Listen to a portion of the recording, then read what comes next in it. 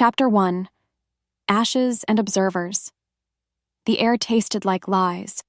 A thick, cloying smoke, sage and sorrow curled from the ceremonial pyre, a monument of burning logs built to honor a hero who wasn't hers to mourn. Not anymore. Lara stood at the edge of the clearing, arms crossed tight over her chest, a fortress against the waves of performative grief washing over the silent moonpack. Wolves wailed, their human voices cracking with practiced sadness. They wept for their alpha, their savior. Lara felt nothing.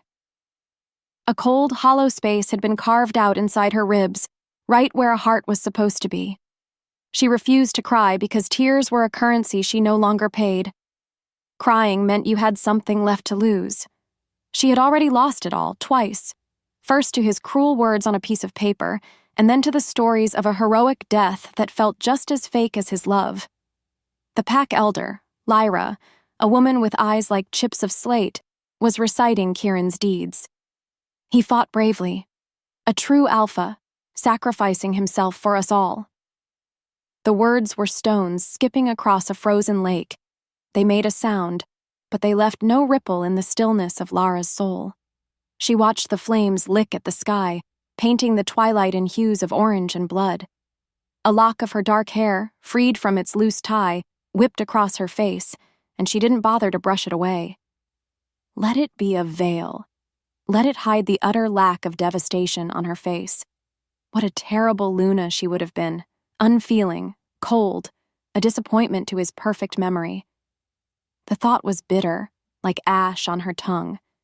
It was better this way. It had to be. Consequently, she kept her distance, a lone wolf on the fringe of the herd. Other she-wolves huddled together, dabbing at their eyes with delicate fingers. They glanced at her, their expressions a mixture of pity and judgment. The rejected mate, the broken thing. Did they expect her to collapse? To howl his name to the rising moon? Her wolf, a restless spirit trapped deep within, paced silently. It didn't mourn. It raged. It remembered the sting of his rejection far more keenly than the phantom ache of his death. And then she felt it. A prickle on the back of her neck. The unnerving sensation of being watched. It wasn't the pitying stare of a pack member or the suspicious squint of the new alpha, Kieran's brother, Damian, who stood so proudly by the fire. This was different, deeper, more intense. Lara's gaze drifted slowly, scanning the perimeter of the crowd, past the shifting bodies and bowed heads. There. Half hidden by the ancient oak that marked the edge of pack territory, a figure stood motionless. He was tall, shrouded in the deepening shadows, his form just a silhouette against the dark woods. He wasn't part of the ceremony. He wasn't grieving. He was observing. His focus was singular, a palpable force that cut through the smoke and noise, and it was aimed directly at her. Who was he? No scent reached her, not from this distance, but his stillness was predatory. It made the fine hairs on her arms stand on end.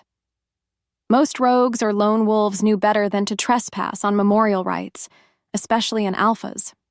It was a death sentence. Still, his presence was an anomaly, an unanswered question in a night already suffocating with secrets. The stranger didn't move, didn't even seem to breathe. For a moment that stretched into eternity, their gazes locked across the clearing. She couldn't make out his features, but she could feel the weight of his stare, and it promised something. Not danger, not necessarily, but not comfort either. It was a look that knew things, a look that saw right through the wall she'd built around herself. She felt a tremor of an emotion she hadn't experienced in years. Curiosity. It was swiftly followed by a surge of irritation. Lara broke the contact first, turning her head back toward the fire with a sharp, dismissive motion. She wouldn't give him the satisfaction. Her life was her own now, a small, quiet, colorless existence she had painstakingly assembled from the wreckage Kieran had left behind. She had no room for mysterious strangers or the trouble they inevitably brought. The final chant began, the pack's voices rising in a unified, mournful howl that vibrated through the very ground. She didn't join in. Instead, as the sound crested, she slipped away, melting back into the trees on the opposite side of the clearing. The ceremony was over for her. But as she walked, the forest unnaturally silent around her, she couldn't shake the feeling of that stranger's gaze on her back, a phantom touch that followed her all the way home. Chapter 2. Paper Scars. Lara's apartment was a shrine to forgetting. The walls were bare, painted a sterile shade of white. The furniture was functional, sparse, and held no memories. There were no photographs, no trinkets, no echoes of a life lived with joy. It was a place for survival, not living, because living required hope, and hope was a dangerous poison. She'd learned that the hard way. After leaving the memorial, the silence of her small space was a welcome relief, a stark contrast to the suffocating grief of the pack. She shed her dark jacket, letting it fall to the floor. Order and control were her armor, but tonight, the chinks in that armor felt wider than ever. Her job at the Human Town's diner was draining but necessary. It kept her busy, paid her rent, and most importantly, it kept her away from the packlands, away from the whispers and the pity. Tonight, she'd worked a double shift before the memorial, and exhaustion pulled at her bones. Yet sleep felt a million miles away. Her wolf was restless, agitated by the stranger in the woods, by the raw emotions of the night. It wanted to run, to hunt, to feel the wind in its fur. But she kept it caged. Always. Instead of running, she found herself drawn to the small, locked wooden box she kept at the bottom of her closet. It was a ritual she hated, a form of self-punishment she couldn't seem to stop. Her fingers, trembling slightly, worked the simple lock. Inside, nestled on a bed of dried, faded lavender, lay a single sheet of paper. It was folded into a neat square, the creases worn soft with time and bitter reverence. Kieran's rejection letter. The one he had sent her 2 years ago, just a week after the moon first revealed them as fated mates. Her hand shook as she unfolded it. His handwriting, a strong, decisive script, felt like a physical blow. Every word was seared into her memory, a brand on her soul. Lara, the moon goddess must have been blind. You are not fit to be a Luna. You are weak, you are unremarkable, and you are not my mate. My wolf may recognize you, but I do not. Stay away from me. This bond is a mistake, and I reject it. I reject you. Alpha Kieran. Reading it again was like tearing open a wound that had never truly healed. The cold, clinical cruelty of it, it had shattered her. Not just her heart, but her very essence. A rejected mate was a cursed thing, an outcast. Her wolf had nearly died from the severance, and she had spent months clawing her way back from a hollow, soulless abyss. That letter was the reason she believed love was just a prettier word for pain. It was the proof. Why did she keep it? Perhaps as a reminder. A shield against ever being that foolish, that hopeful, again. A soft thud from the front of the apartment startled her. It was the sound of something sliding under her door. Lara froze, her heart hammering against her ribs. No one ever came here. She deliberately lived in a small, out-of-the-way building on the very edge of their territory, bordering the Human Town. Pack members didn't visit. The mail was delivered to a box downstairs. Her breath hitched. The stranger from the memorial. Had he followed her? Slowly, carefully, she refolded the letter, her hands slick with a sudden cold sweat. She placed it back in its wooden prison and locked it away, tucking the painful memory back into the dark. Her senses were on high alert. She crept toward the entryway, her movements silent, her wolf now awake and snarling just beneath her skin. The air smelled of nothing but the damp night and the dust in her hallway. No unfamiliar scent, no threat. And yet, there it was. Lying on the worn welcome mat was a single, crisp white envelope. It was thick, heavy, with no name and no address. Just a plain, unassuming rectangle that felt more dangerous than a drawn knife. Her mind raced. Who could have left it? Damian, the new alpha? A sympathizer? Or the watcher from the woods? Her hand trembled as she reached for it, her fingers brushing against the cool paper. It felt different, important. With a deep breath that did little to calm the storm raging inside her, she picked it up. It was sealed, but not with wax or a stamp, just a simple fold. The scent clinging to the paper was so faint she almost missed it. A ghost of a smell that ripped the air from her lungs and sent her world spinning, pine, rain, and something else. Something that belonged only to him. Chapter 3. The Ghost's Words. The scent was impossible. It was the fragrance of a ghost, a memory she had tried to burn from her senses for 2 long years. Pine and damp earth. The unique, wild essence of Kieran. Lara's fingers went numb, the envelope nearly slipping from her grasp. Her heart didn't just pound, it bucked like a trapped animal, a frantic, painful rhythm against her ribs. This has to be a trick. A cruel, sick joke. Damian's work, perhaps? A way to torment the rejected mate of the brother he now replaced. It had to be, because the alternative was unthinkable. She stumbled back into her small living room, sinking onto the edge of her sofa. The stark white walls seemed to close in, the silence of the apartment amplifying the blood roaring in her ears. For several long minutes, she just stared at the object in her hands. The paper was clean, the edges sharp. It was real. Holding it felt like holding a live coal. It burned with a terrifying, agonizing heat. Her wolf, which had been pacing with rage, now whined low in her chest, a sound of confusion and a terrible, dawning hope. "No," she commanded it silently. "Don't you dare." Hope was the enemy. Hope had broken her once before. She wouldn't let it happen again.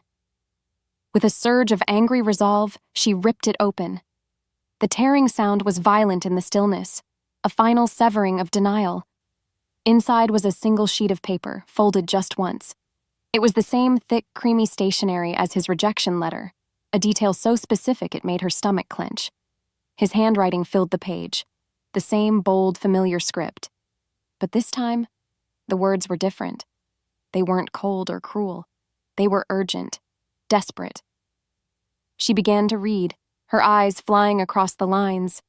"Lara, if you are reading this, then part of my plan worked, but it means you are in more danger than ever. I don't have time to explain everything, just know that what they told you, what everyone believes, it's a lie." A choked gasp escaped her lips.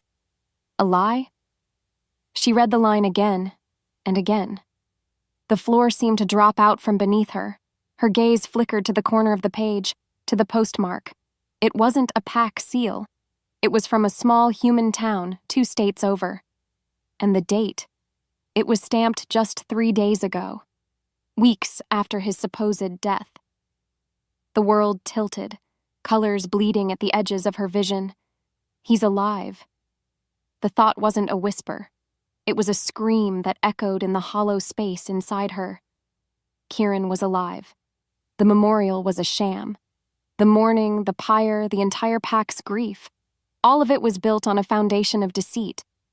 But why? Why would he fake his own death? Her mind, reeling from the shock, snagged on another, more painful question. If he was alive, why hadn't he come for her? Why a secret letter instead of just appearing? The answer was immediate and agonizing.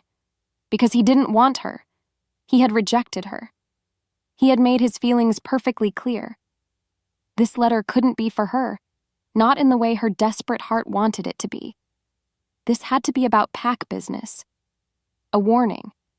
Nothing more. She forced herself to read the rest, her hands shaking so badly the words swam before her eyes. "I know what I did to you. I know the words I wrote broke you, and living with that has been my own personal hell. There are reasons for everything, reasons I can't put on this paper. Things are not what they seem in Silent Moon. Powers have shifted, oaths have been broken. My brother—" The sentence cut off as if he couldn't bring himself to write the accusation. The implication hung in the air, heavy and suffocating. Damian. This was about Damian, Kieran's own brother. A cold dread, far more terrifying than grief, snaked its way up her spine. The pieces began to click into place with horrifying clarity. Damian's quick rise to alpha, the way he watched everyone, the subtle fear in the eyes of the pack elders. She was standing on the edge of a conspiracy so vast it was unimaginable. And somehow this letter, this ghost's message, had just thrown her right into the middle of it. The final lines of the letter were scrawled, as if written in a great hurry. They were a command, a plea, a hook baited with their entire shared history. Don't trust them, Lara. Don't trust anyone. Meet me where the moon first bound us. The clearing by the old waterfall. The place where the moon goddess had revealed their bond. The place where she had felt the most profound joy of her life, followed by the most soul-crushing despair. He wanted her to go back there, to walk into a memory that was equal parts heaven and hell. Lara crumpled the letter in her fist, the paper crinkling in protest. Rage, shock, and a terrifying, treacherous sliver of hope warred within her. Her world, so carefully controlled and empty, had just been shattered. He was alive. He had lied. And now? He was asking her to trust him. After everything he had done? Could she? Could she risk her heart, her life, on the words of a ghost who had already destroyed her once? She didn't have an answer. All she knew was that the quiet, colorless life she had built for herself was over. Chapter 4, Where the Moon First bound us. Every step was a war. One foot in front of the other, Lara moved through the darkened woods, the rustle of leaves beneath her boots sounding like whispers of warning. Her mind screamed at her to turn back, to run home and lock the door and pretend that impossible letter never existed. It was a trap. It had to be. But her feet kept walking, pulled by a current far stronger than logic.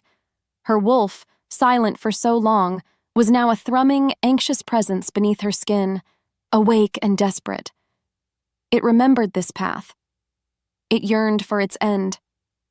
The air grew cooler, carrying the fine, damp mist of the waterfall long before she could see it. The sound of rushing water was a low roar that grew into a thunderous symphony, drowning out the frantic beating of her own heart. This place. It was sacred ground, now desecrated by memory. This was where she had first seen him after the bonding ceremony, bathed in moonlight, his silver eyes full of a fire that she thought was meant only for her. This was where he had smiled, a real, unguarded smile, just hours before he had shattered her world with a pen. She emerged from the thicket of trees into the clearing. The waterfall was a cascade of liquid silver under the full moon, crashing into the churning pool below.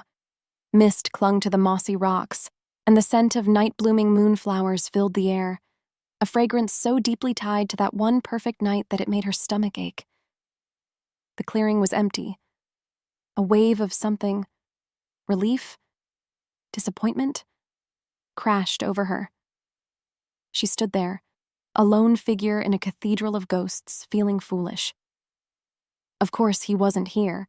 It was a joke, a test, a cruel manipulation by Damian to gauge her loyalties. Her shoulders slumped, the fight going out of her. She had let a sliver of impossible hope take root, and the shame of it burned. She wrapped her arms around herself, the night air suddenly biting, and turned to leave. And then a scent hit her. Pine. Rain. Him. It was real. Not a memory. Not a phantom on a piece of paper. It was fresh, potent, and close. Her head snapped up, her senses flaring wide. Her eyes scanned the deep shadows clinging to the base of the cliff, the darkness untouched by the moon's glow. Nothing. But her wolf knew. It lifted its head, a low, questioning sound vibrating in her throat. A shadow detached itself from the others. It moved with a fluid grace she remembered, with an intimacy that hurt, a predator's silence that was both terrifying and familiar. He stepped from the darkness into the moonlight, and the air left Lara's lungs in a single, painful rush. It was Kieran.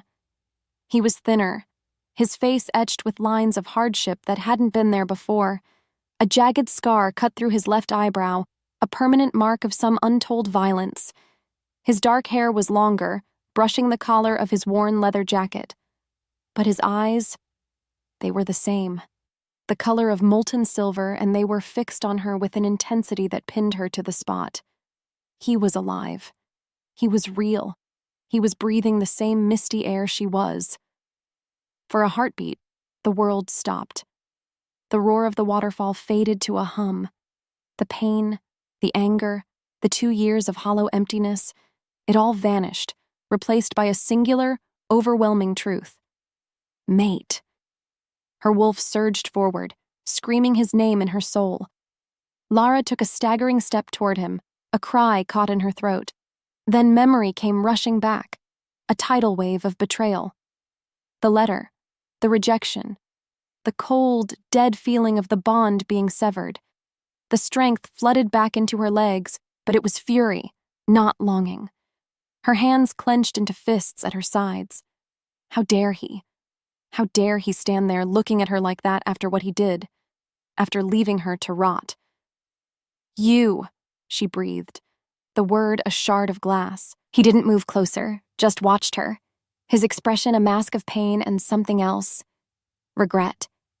Deep, soul-crushing regret. The sight of it was more infuriating than any apology. Lara, he said. Just her name.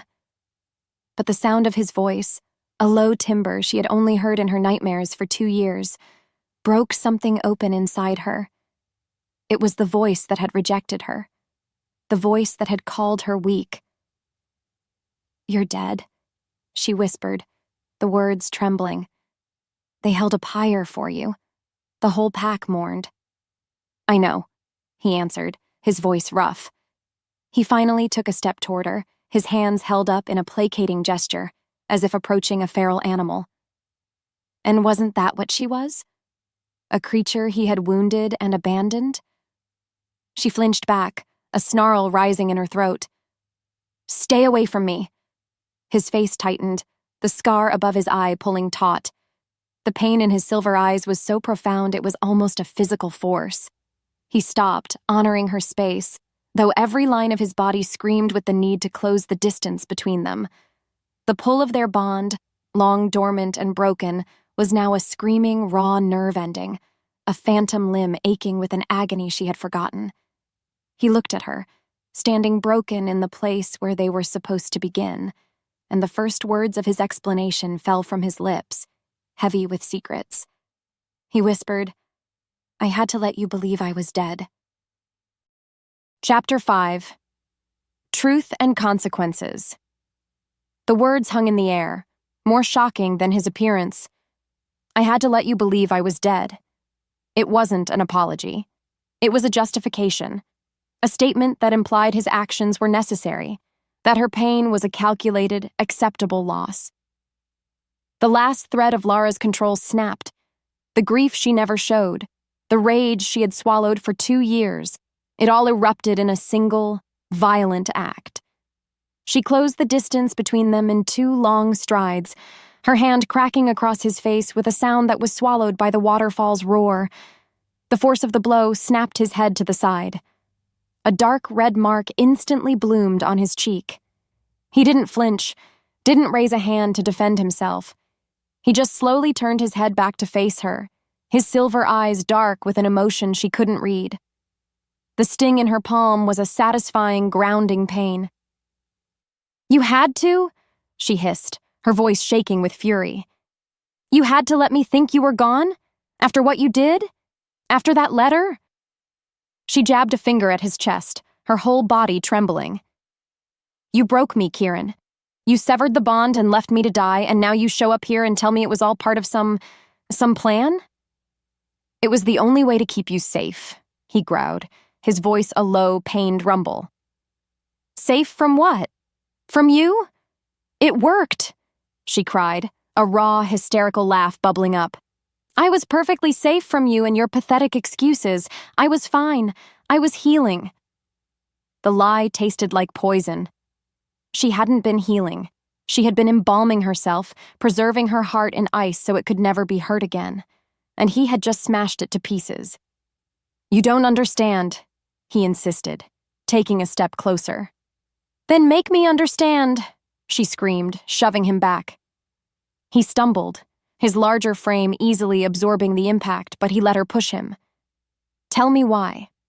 Tell me why you wrote those things, why you rejected me, and why you faked your own death. I deserve that much." Kieran's jaw tightened, his gaze darting to the shadows of the forest around them. A haunted, hunted look entered his eyes. "I can't. Not here. It's not safe to talk. The pack. Lara, the pack is compromised. My brother." "Oh, don't you dare blame this on Damian." She cut him off, her voice dripping with scorn. "He stepped up when you vanished. He's holding the pack together. He's the alpha you never were." The words were designed to hurt, and they hit their mark. A flicker of raw pain crossed Kieran's face. "He is the reason I'm standing in the shadows instead of leading our people," Kieran bit out, his own anger finally showing. "He is the reason I had to write that letter. He is the reason everyone thinks I'm a ghost." Before Lara could process the accusation, a sharp whistle cut through the night. It was high and piercing, not a wolf's call. Human. Kieran's head snapped toward the sound, a feral growl ripping from his chest.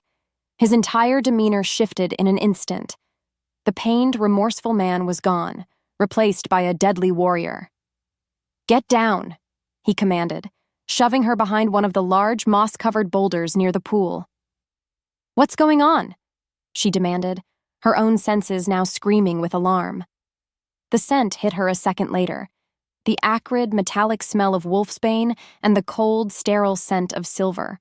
Hunters. Here, on packlands. It was unheard of. The treaty had been ironclad for generations. 4 figures emerged from the trees, clad in dark tactical gear.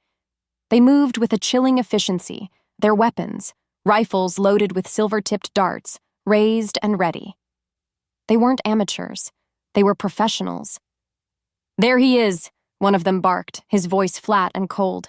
"The ghost. Take him alive. The buyer wants him breathing." Kieran pushed Lara deeper behind the rock. "Stay here. Do not move." He launched himself from the shadows, not as a man, but as a blur of motion. He was faster than she remembered, his movements economical and lethal. He disarmed the first hunter with a brutal twist of the arm, using the man's own rifle to club a second one. But there were too many. A third fired, and a silver dart grazed Kieran's arm. He roared in pain, the silver sizzling against his skin like acid. Lara's instinct screamed at her. She couldn't just hide. Her own wolf, enraged by the threat to its mate, rejected or not, was clawing for release. When a fourth hunter rounded the boulder, his rifle aimed directly at her, she didn't hesitate. She moved, tackling him at the knees. He went down with a grunt of surprise, his weapon clattering on the stones. For a moment, they were a unit again, a perfectly synchronized pair. Kieran took on 2, his fists and feet a whirlwind of controlled violence. Lara grappled with the one she'd downed, using her smaller size and surprising strength to keep him off balance. They moved around each other without thought, a dance of violence they had never practiced, but knew in their bones. He would block a blow aimed at her. She would trip a man sneaking up behind him. The fight was brutal and short. Together, they were overwhelming. The 2 remaining hunters, seeing their companions incapacitated and realizing they were outmatched, fell back, disappearing into the woods as quickly as they had come. Silence descended once more, broken only by the waterfall and their own ragged breaths. Kieran stood over the unconscious form of a hunter, his chest heaving. Blood dripped from the silver burn on his bicep. He turned to look at her, his silver eyes wide with a mixture of fury and awe. The wall between them was gone, burned away in the heat of battle. In its place was a raw, undeniable connection, a glimpse of the Alpha and Luna they were meant to be. Chapter 6. The Unbreakable Bond. The adrenaline ebbed away, leaving a humming, vibrating silence in its wake. Lara's breath came in ragged gasps, her knuckles scraped raw from their brief, desperate struggle. She stared at Kieran, who stood amidst the fallen hunters, his body a tense silhouette against the moonlight. The sight of them, fighting together, had felt right. Terrifyingly, dangerously right. It was a harmony she thought she'd never feel again, a primal rhythm that her very soul recognized. Then she saw the wound. The silver dart had gouged a deep furrow in his bicep. Blackened veins spread from the gash, and the faint, sickeningly sweet smell of burning flesh reached her. Silver poison. If it wasn't treated, it would seep into his system, weaken him, and eventually kill him. The sight of it sent a jolt of pure, instinctual panic through her. "Kieran, you're hurt," she said, her voice unsteady. He glanced down at his arm as if just noticing it. "It's nothing," he grunted, but the slight tremor in his hand betrayed his lie. He started toward one of the unconscious hunters, likely to search him. "Don't be an idiot," she snapped, stepping forward. The anger from before was gone, replaced by a far more complicated and frightening emotion. Concern. "That needs to be drawn out. Now." He stopped, turning to face her fully. His silver eyes met hers, and in their depths, she saw the conflict. He needed her help. To get that help, he would have to let her touch him. After 2 years of nothing, that first contact would be a cataclysm. They both knew it. The severed mate bond wasn't truly gone. It was a frayed live wire, and touching would complete the circuit. "Lara, no," he said, his voice low and strained. "You don't have to." "The poison will spread to your heart," she stated, ignoring his protest. It was a fact, not an offer. Her training as a pack healer, a path she'd abandoned after his rejection, came rushing back. She knew exactly what to do, and she knew there was no other way. Her wolf was howling inside her, demanding she save him, demanding she soothe the pain it could feel as a distant echo. She walked toward him, her steps deliberate. Her heart was a frantic drum against her ribs. This was a line she had sworn she would never cross again. Letting him back in, even for a moment, felt like a surrender. But letting him die? That was an impossibility her soul would not allow. She reached him and gently took his injured arm. The moment her skin made contact with his, it happened. A bolt of white-hot lightning shot through her. It was everything, all at once. 2 years of suppressed agony, of phantom aches, of a soul cleaved in two, came roaring back to life. The bond slammed into place with the force of a physical blow. She felt him. His pain from the silver burn, yes, but also the deep, aching guilt that was a constant shadow in his heart. His desperate, possessive love for her, a thing he had tried to hide and smother, but that burned as hot as a forge. His fear, not for himself, but for her. Lara gasped, stumbling back, but his hand shot out, catching her wrist. His touch was an anchor in the maelstrom. She was flooded, overwhelmed. Tears pricked her eyes, not of sadness, but of pure sensory overload. It was too much. He was too much. "I'm sorry," he whispered, his voice thick with pain, both his and hers. "Lara, I'm so sorry." She couldn't speak. She could only feel. She could feel the truth of his words resonate through the bond. He was sorry. He was destroyed by what he'd done.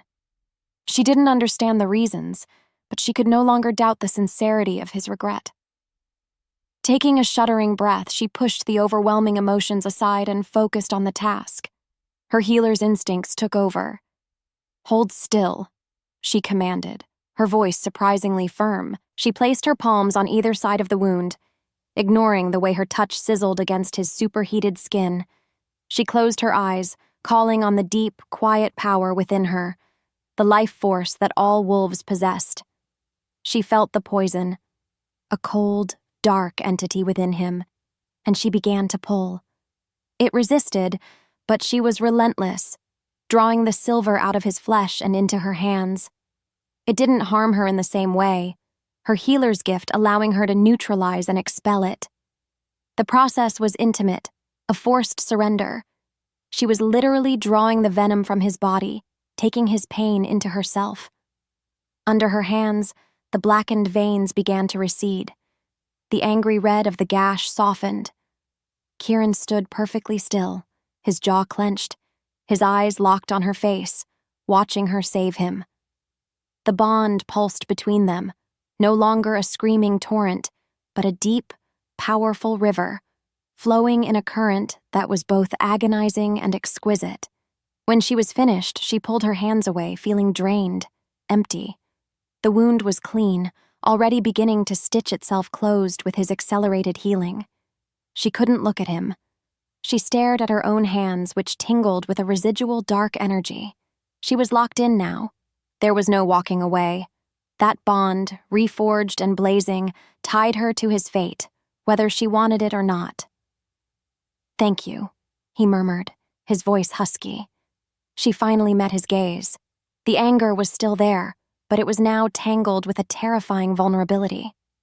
"Why, Kieran?" she whispered. "Why would hunters be after you? Why is all of this happening?" He reached out, his fingers gently brushing a stray strand of hair from her cheek. The simple touch sent another jolt through her. His silver eyes were filled with a terrible darkness. He admitted softly, "They'll kill you if they know what you mean to me." Chapter 7. The Alpha's Shadow. His words were a death sentence. "They'll kill you if they know what you mean to me." The statement hung between them in the moonlit clearing, a promise of violence that made the threat of the hunters feel small. It reframed everything. His rejection, his faked death, every action he had taken was rooted in this single terrifying truth. He had pushed her away, not because he didn't want her, but because wanting her was a fatal risk. The thought was a dizzying, terrifying revelation that left Lara breathless. She had built her entire existence on the foundation of his cruelty, and he had just informed her that the foundation was a lie. "What do you mean?" she whispered, her voice barely audible over the waterfall. "Who will kill me? Damian?" Kieran's eyes, chips of silver in the dark, held the answer. He didn't need to say the name. "He wants the Alpha title, Lara. He wants it all. But according to the old laws, the Alpha's true mate, the Luna, she holds a power that can challenge a false claim. She is the heart of the pack. As long as you were broken and rejected, you were no threat. If you were with me, if the pack knew you were mine, you would become the single biggest obstacle to his rule." The logic was cold, brutal, and it made a horrifying kind of sense. She was a pawn in a game she never even knew she was playing. Kieran quickly and quietly disposed of the unconscious hunters, dragging their bodies into the dense underbrush where they wouldn't be found until morning. There was a grim efficiency to his movements that spoke of a man long accustomed to fighting from the shadows. "We have to go," he said, his voice low and urgent. "They'll send more. My hideout isn't far." A part of her, the wounded, sensible part, screamed to run in the opposite direction, to go back to her empty apartment and lock the door. But the bond, now a living, breathing thing inside her, refused. It tethered her to him. Walking away would be like tearing her own soul in half all over again. Besides, she had seen the hunters. She had felt the truth in his words through their connection. She was already in this. She gave a single, jerky nod. He led her through a part of the forest she had avoided for years, to a series of caves hidden behind a curtain of ivy. The inside was surprisingly livable, a fire pit, furs for bedding, and a small stash of supplies. It was a soldier's camp, not a home. As dawn approached, he told her about a pack meeting, one Damian was calling to discuss the rogue problem. "He's bringing in hunter mercenaries," Kieran explained, his voice tight with disgust. "Telling the pack they're for protection against outside threats. But they work for him. They were the ones who attacked me at the waterfall." He looked at her, his gaze intense. "I need you to see it. You need to see who he really is." Hours later, they lay concealed on a rocky ledge overlooking the pack's central meeting ground. Below, the wolves of Silent Moon gathered, their expressions uneasy. Damian stood on the Alpha Rock, projecting an aura of calm authority that now seemed utterly false to Lara. He spoke of vigilance, of safety, of the tragic loss of his brother. Listening to him was like hearing a snake sing a lullaby. The meeting ended, and the pack began to disperse. "Wait," Kieran breathed, his hand on her arm keeping her still. They watched as Damian remained behind, his beta, Marcus, at his side. Another figure emerged from the shadows to join them. It was the lead hunter from the waterfall. Lara's breath caught in her throat. "They failed," the hunter said, his voice carrying clearly in the quiet air. "The ghost has help. A female." Damian's posture went rigid. "Describe her." "Dark hair, fast, fought like a wolf, not a victim," the hunter reported. Damian was silent for a long moment, his back to them. But Lara could feel the waves of his fury, an alpha's power twisting into something dark and malevolent. "Find her," he finally commanded, his voice lethally soft. "And when you find her, bring him to me. I don't care what it takes." It was the proof, undeniable and sickening. But then, something shifted. Damian's head lifted, his nostrils flaring. He scented the air, his gaze slowly sweeping the surrounding cliffs. His eyes, so much like Kieran's, but cold where his were hot, passed over their hiding place, then snapped back. He couldn't see them, but he sensed something. Instinctively, Kieran moved, covering her body with his own, pressing her flat against the cold stone. He tucked her head under his chin, his scent, pine and rain and pure, undiluted alpha, enveloping her, masking her own. Her heart hammered against his ribs. She could feel the tense coil of his muscles, the protective, possessive snarl rumbling in his chest. Damian's gaze lingered for an eternity, a physical weight that threatened to expose them. Lara held her breath, trapped between the brother who wanted her dead and the mate who was her only shield. Chapter 8. The Language of Scars. Back in the suffocating safety of the cave, the silence was louder than any scream. The revelation from the cliffside echoed in the small space, a poisonous truth that had contaminated every memory Lara had of the pack. Damian, the calm, steady presence who had taken over after Kieran's death, was a usurper, a traitor. He had conspired with their most hated enemies. He had tried to kill his own brother, and now he wanted her.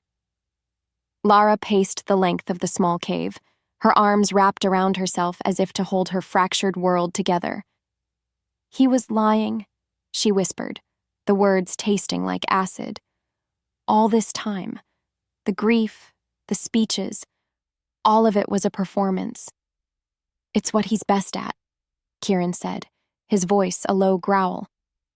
He was leaning against the cave wall, watching her, his face a mask of grim tension.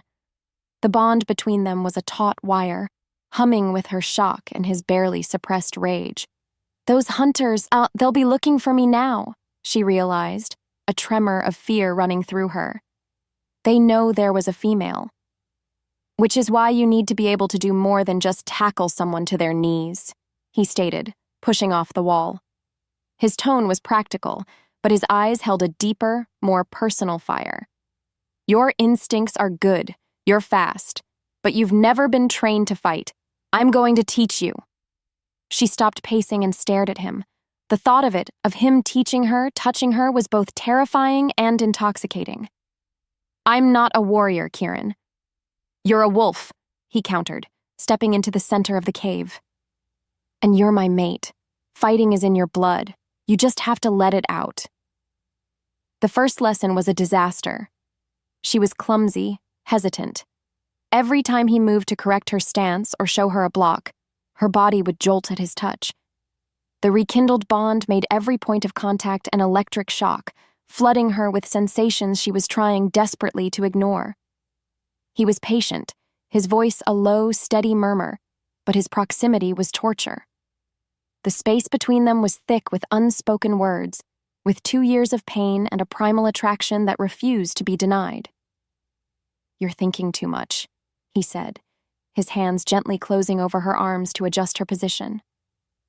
"Don't think, feel, anticipate my move." He lunged and she stumbled backward, landing awkwardly on the furs.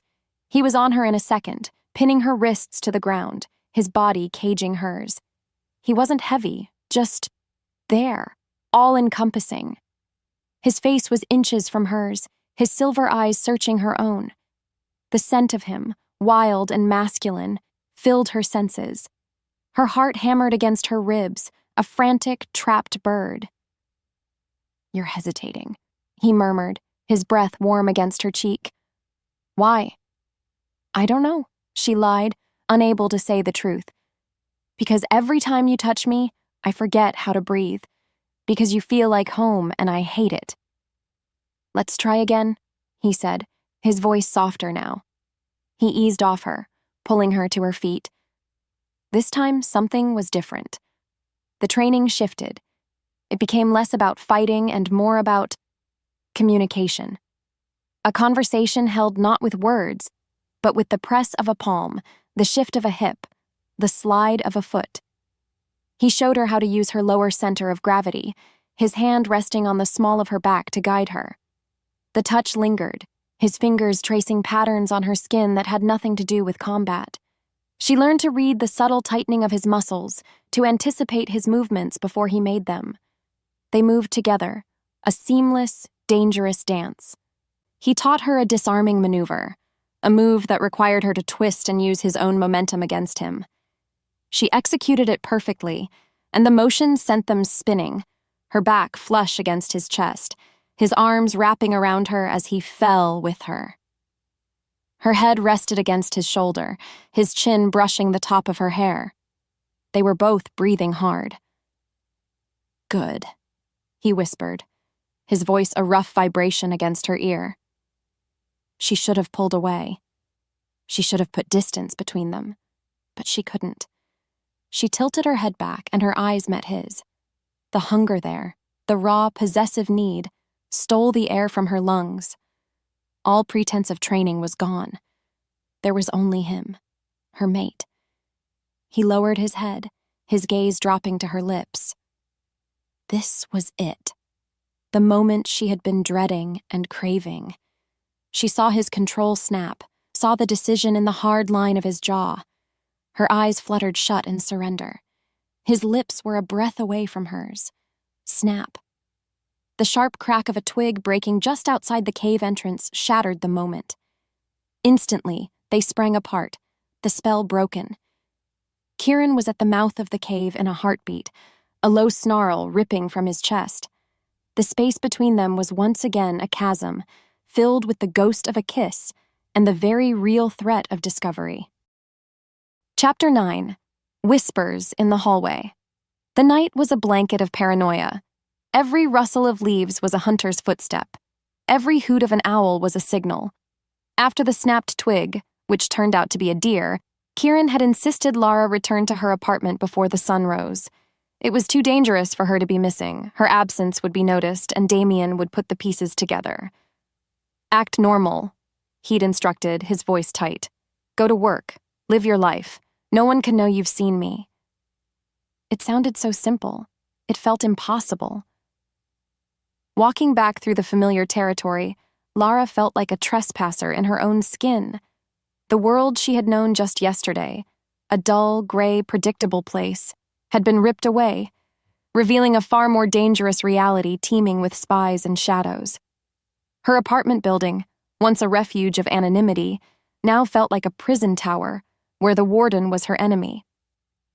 She crept up the stairs, her senses on high alert, her heart pounding a frantic rhythm against her ribs. She reached her floor, the hallway blessedly empty. Fumbling with her keys, she slid one into the lock, the small metallic sound unnaturally loud in the silence. She just wanted to be inside, behind a locked door where she could pretend for 5 minutes that her world wasn't imploding. "Late night, Lara?" The voice, smooth and calm, came from directly behind her. She jumped, whirling around, her key still in the lock.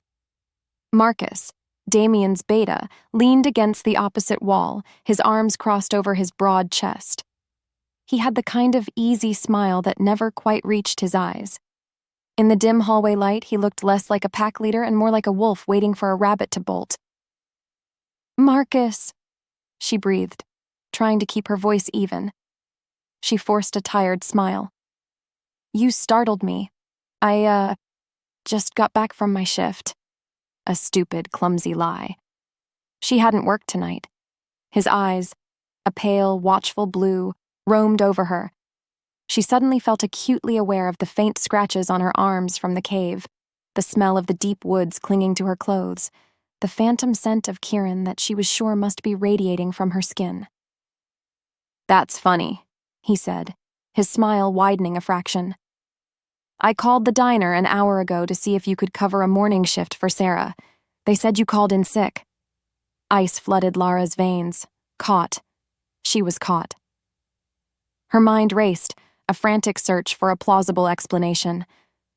What would the old Lara do? The broken, reclusive Lara who avoided everyone? I wasn't feeling well," she stammered, hating the weakness in her voice. "I needed some air. I went for a walk. A long one." She gestured vaguely. "Helps me clear my head." It was thin, pathetically thin. Marcus pushed off the wall and took a slow step toward her. He was large, physically imposing, and he used his size to intimidate. He stopped just a few feet away, close enough that she could smell the pack's official scent on him. Cedar and authority. "A walk?" he mused, tilting his head. "All the way out by the old waterfall, maybe? People have reported strange things out there lately. Rogues, they say." Her heart stopped. He knew, or he suspected. This wasn't a casual chat. It was an interrogation. The walls of the hallway felt like they were pressing in on her, suffocating her. Her every instinct screamed to shift, to tear his throat out for cornering her. But she was Lara, the broken thing. Not a fighter. She had to remember that. She forced herself to meet his gaze, channeling all the bitterness and detachment she had cultivated for 2 years. "I don't go there anymore," she said, her voice flat and cold. "There's nothing for me there."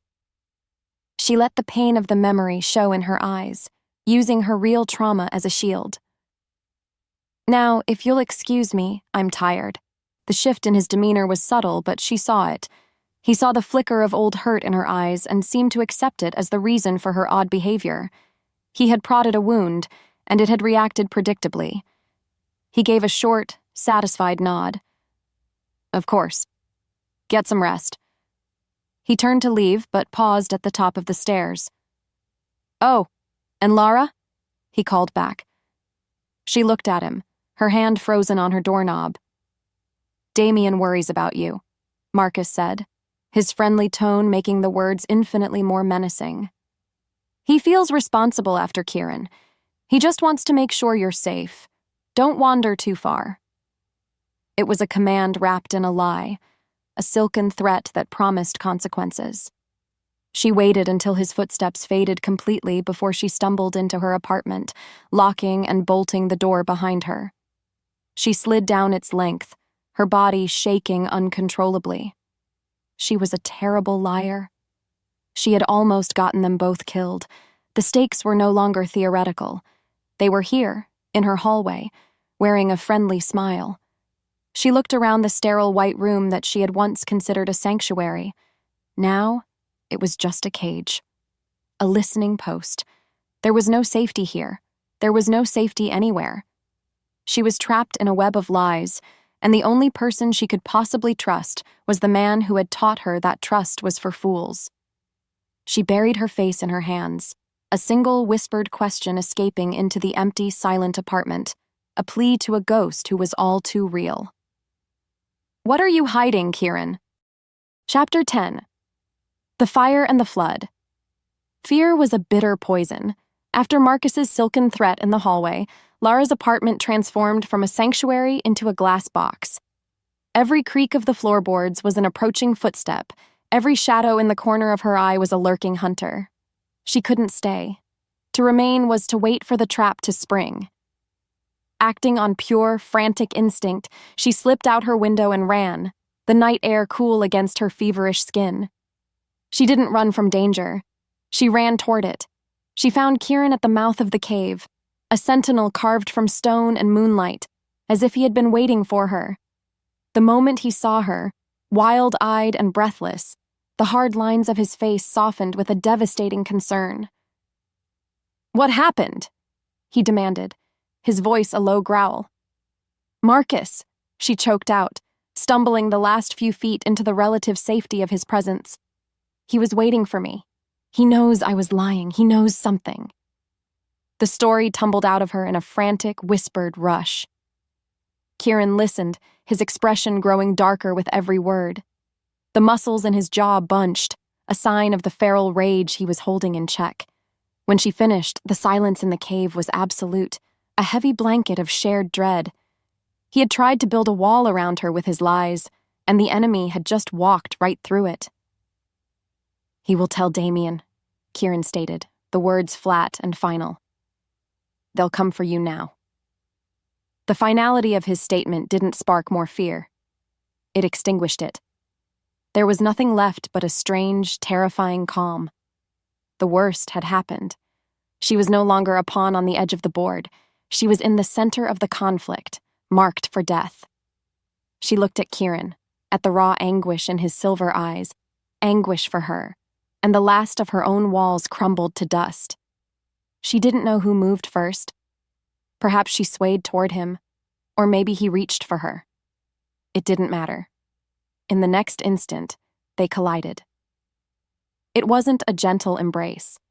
It was a desperate crash, a collision of two people who had been starved for a connection they were forbidden to have. Her hands fisted in his jacket, clinging to him as if he were the only solid thing in a world that was dissolving into chaos.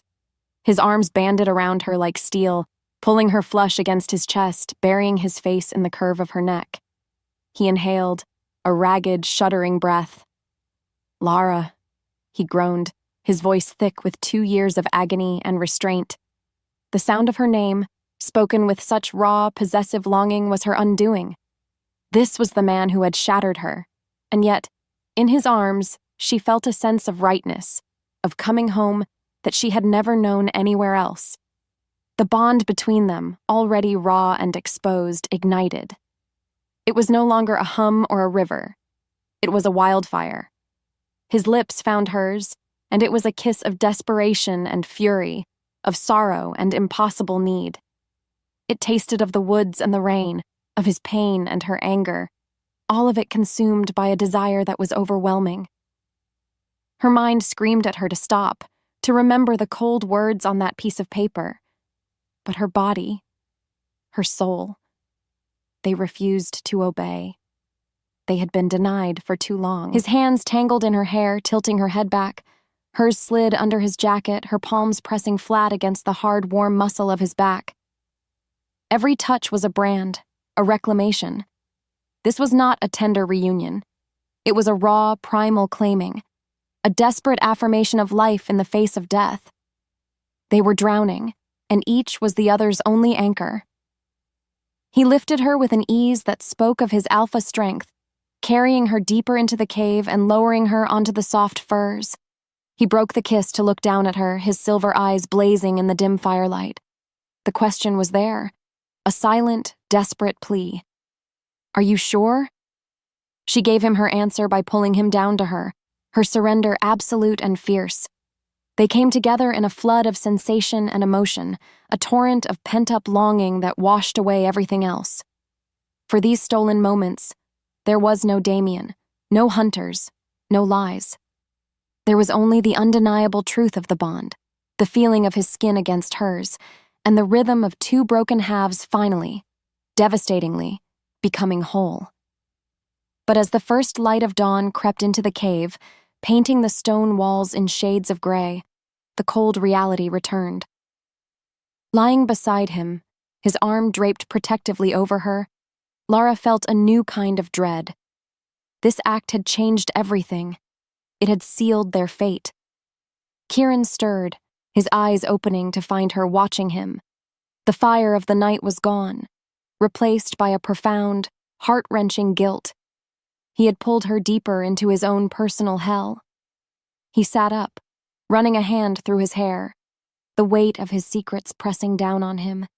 He looked at her, his expression raw and unguarded. "I have to tell you everything." Chapter 11. The Truth of the Scar. The morning air in the cave was cold and still, each particle seeming to hold its breath in anticipation. Lara sat up, pulling a fur blanket around her shoulders. The warmth of the previous night felt a world away, replaced by the chilling gravity of Kieran's promise. "I have to tell you everything." She watched him as he paced before the low-burning fire, a caged wolf tormented by his own history. The jagged scar that cut through his eyebrow seemed more pronounced in the pale light, a physical reminder of the violence that had shaped him. "You said Damian was the reason?" she began, her voice quiet, almost timid. "The reason you wrote that letter?" Kieran stopped pacing and turned to face her. His silver eyes were haunted. "It started before you and I were even named as mates," he said, his voice rough. "Damian has always been ambitious. He wanted the alpha title. He saw my place as his own. I was the heir, but he was the one who craved the power." He sank down onto a rock across from her, his gaze distant as he unspooled the past. "About a year before our bonding, we had a fight.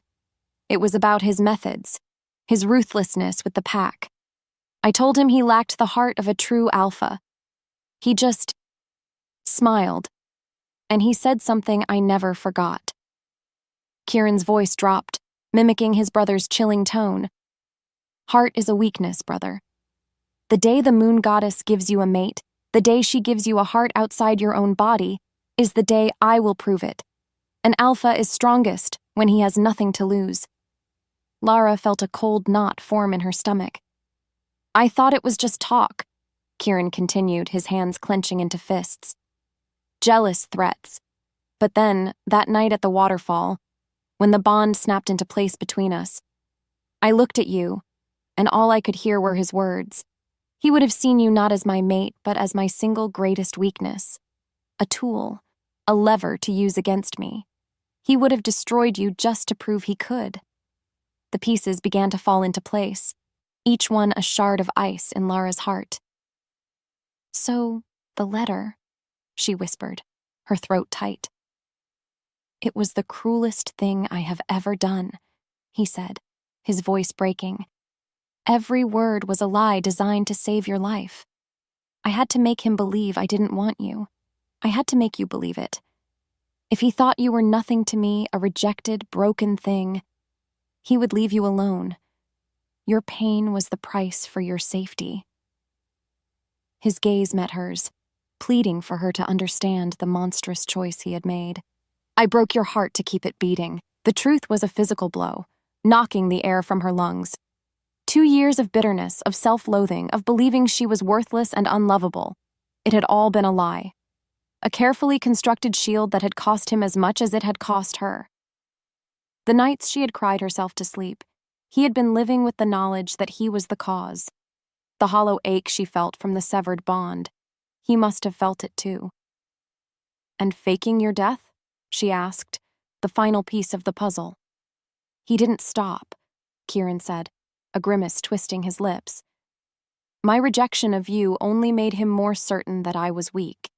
He began to consolidate power, making alliances I didn't know about. He arranged for the rock slide during the territorial patrol. It wasn't an accident. He meant for me to die.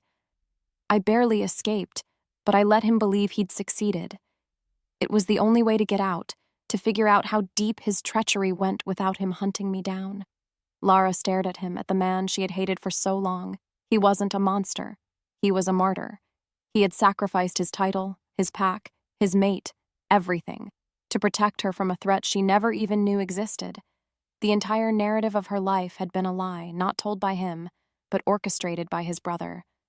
The core of her pain, The belief that she was unwanted evaporated like mist, leaving behind the stark, terrifying truth of Damian's evil.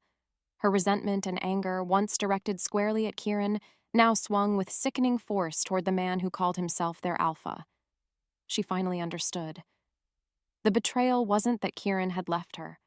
The betrayal was that his brother had forced him to.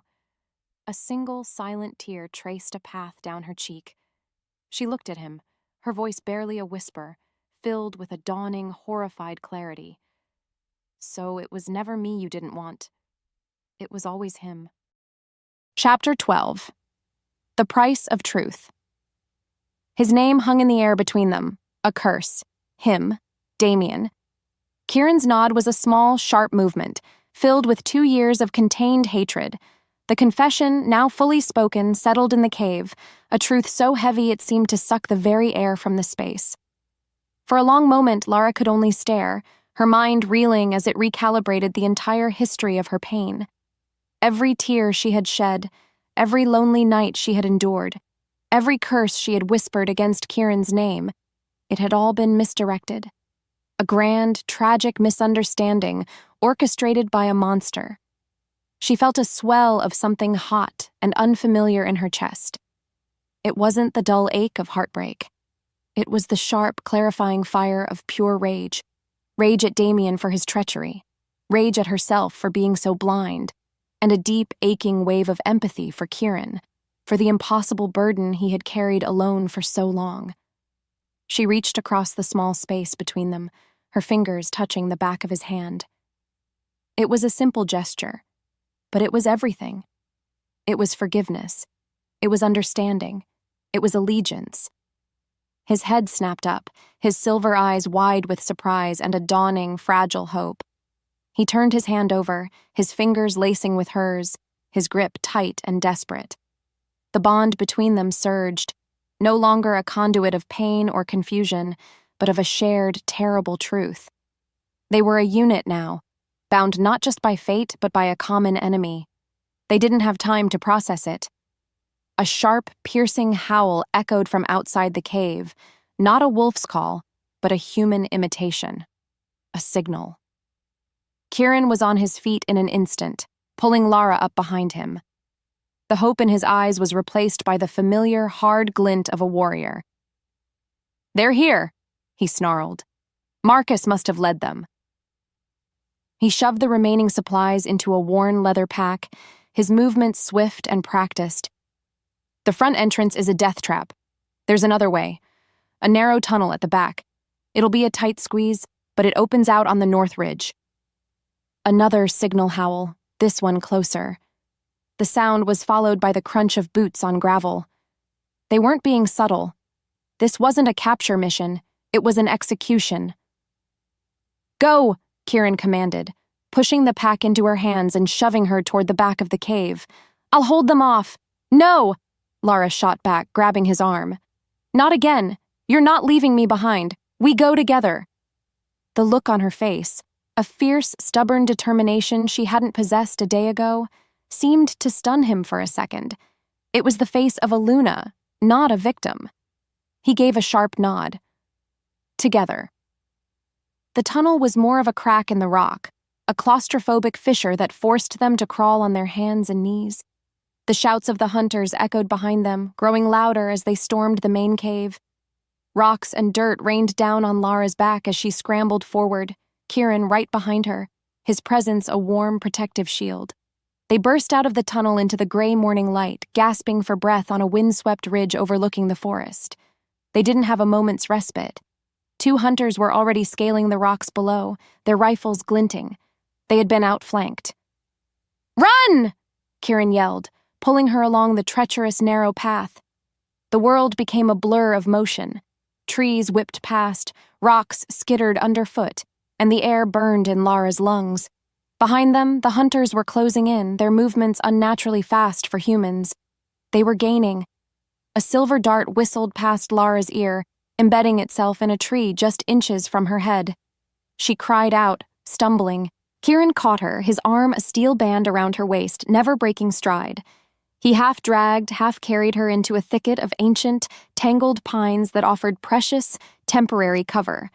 They collapsed behind a fallen log, their bodies pressed together, hearts hammering in unison. They could hear the hunters crashing through the woods, shouting to one another, their voices drawing nearer. They were trapped, cornered. In the sudden, terrifying quiet, Kieran looked at her. His face was streaked with dirt, his chest heaving. He saw the dart hole in the tree, saw how close she had come to death, a death orchestrated by his brother, because of him. The weight of that reality settled in his eyes, a grim, terrifying clarity. He had failed to protect her with his lies, and now he had almost failed to protect her with his fists. He reached out, his hand cupping her cheek, his thumb stroking away a smudge of dirt. His touch was fierce, possessive. It was a vow. "I won't lose you twice," he swore, his voice a low, feral promise that was more powerful than any alpha command. Chapter 13. Ashes of the Past. His promise, "I won't lose you twice," was a shield against the biting wind. It did little to warm her, but it was enough. They ran until their lungs burned and the sounds of their pursuers faded into the vast, indifferent forest. Only then did they allow themselves to stop, finding shelter in the hollowed-out base of a lightning-scarred ancient redwood. The space was cramped, smelling of damp earth and decay. It was a miserable, dark hole. It was the safest place in the world. For a long time, neither of them spoke. They just breathed, their bodies pressed together in the tight space, sharing warmth. The reality of her situation began to settle in Lara's bones, a chill deeper than the forest floor. Her apartment, her job, the quiet, empty life she had so carefully constructed. It was all gone. She had traded a predictable, lonely existence for this, hiding in the dirt, hunted, with a man who was both a stranger and the other half of her soul. A tremor of pure, undiluted terror shook her. Kieran felt it, a shiver that passed from her body into his. He pulled back slightly, his silver eyes searching her face in the gloom. He saw the panic there, the deer-in-the-headlights look of someone whose world had just vanished. "Lara," he said, his voice impossibly gentle. "You don't have to do this. There are neutral territories to the north, beyond the mountains. Packs that owe me favors. I can get you there. You would be safe. You could start over. For real this time." He was giving her an out, an escape. She could take it. She could choose a life of quiet solitude, free from Damian and his hunters, free from the constant, heart-stopping fear, free from him. The thought of that safety was tempting. It was a siren's call to the part of her that was exhausted and broken. But it would be an exile. Another hollow existence, this time built on the knowledge that she had run while he stayed to fight. This time, abandoning him. She looked at him, at the weariness in his eyes, the lines of stress around his mouth, the unwavering strength in his jaw. He was willing to let her go, to face this danger alone, all for her safety.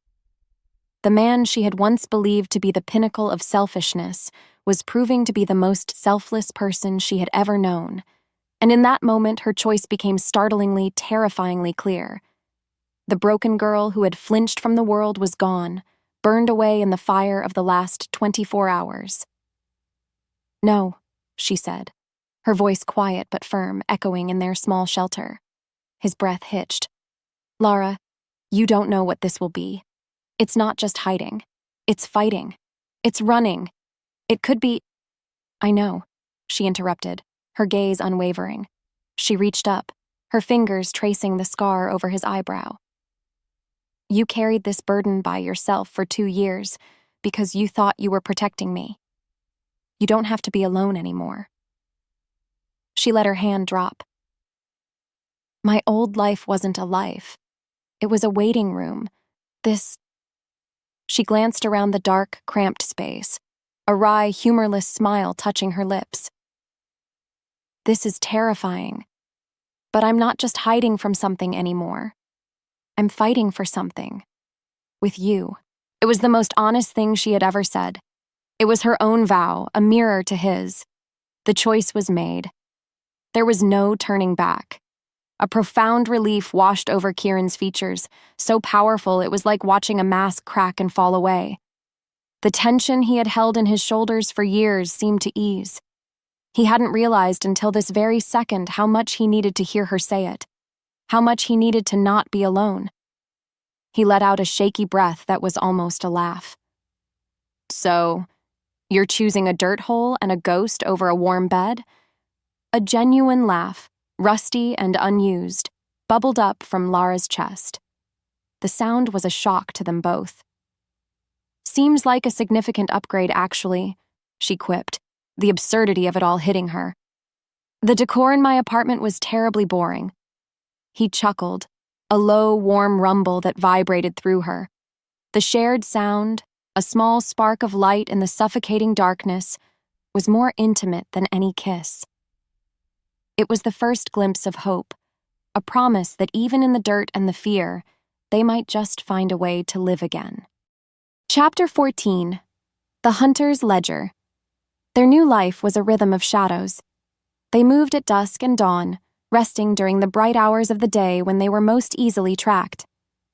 Kieran knew the territory with an intimacy Lara had never appreciated. Hidden springs, game trails the pack had forgotten, shelters invisible to the untrained eye.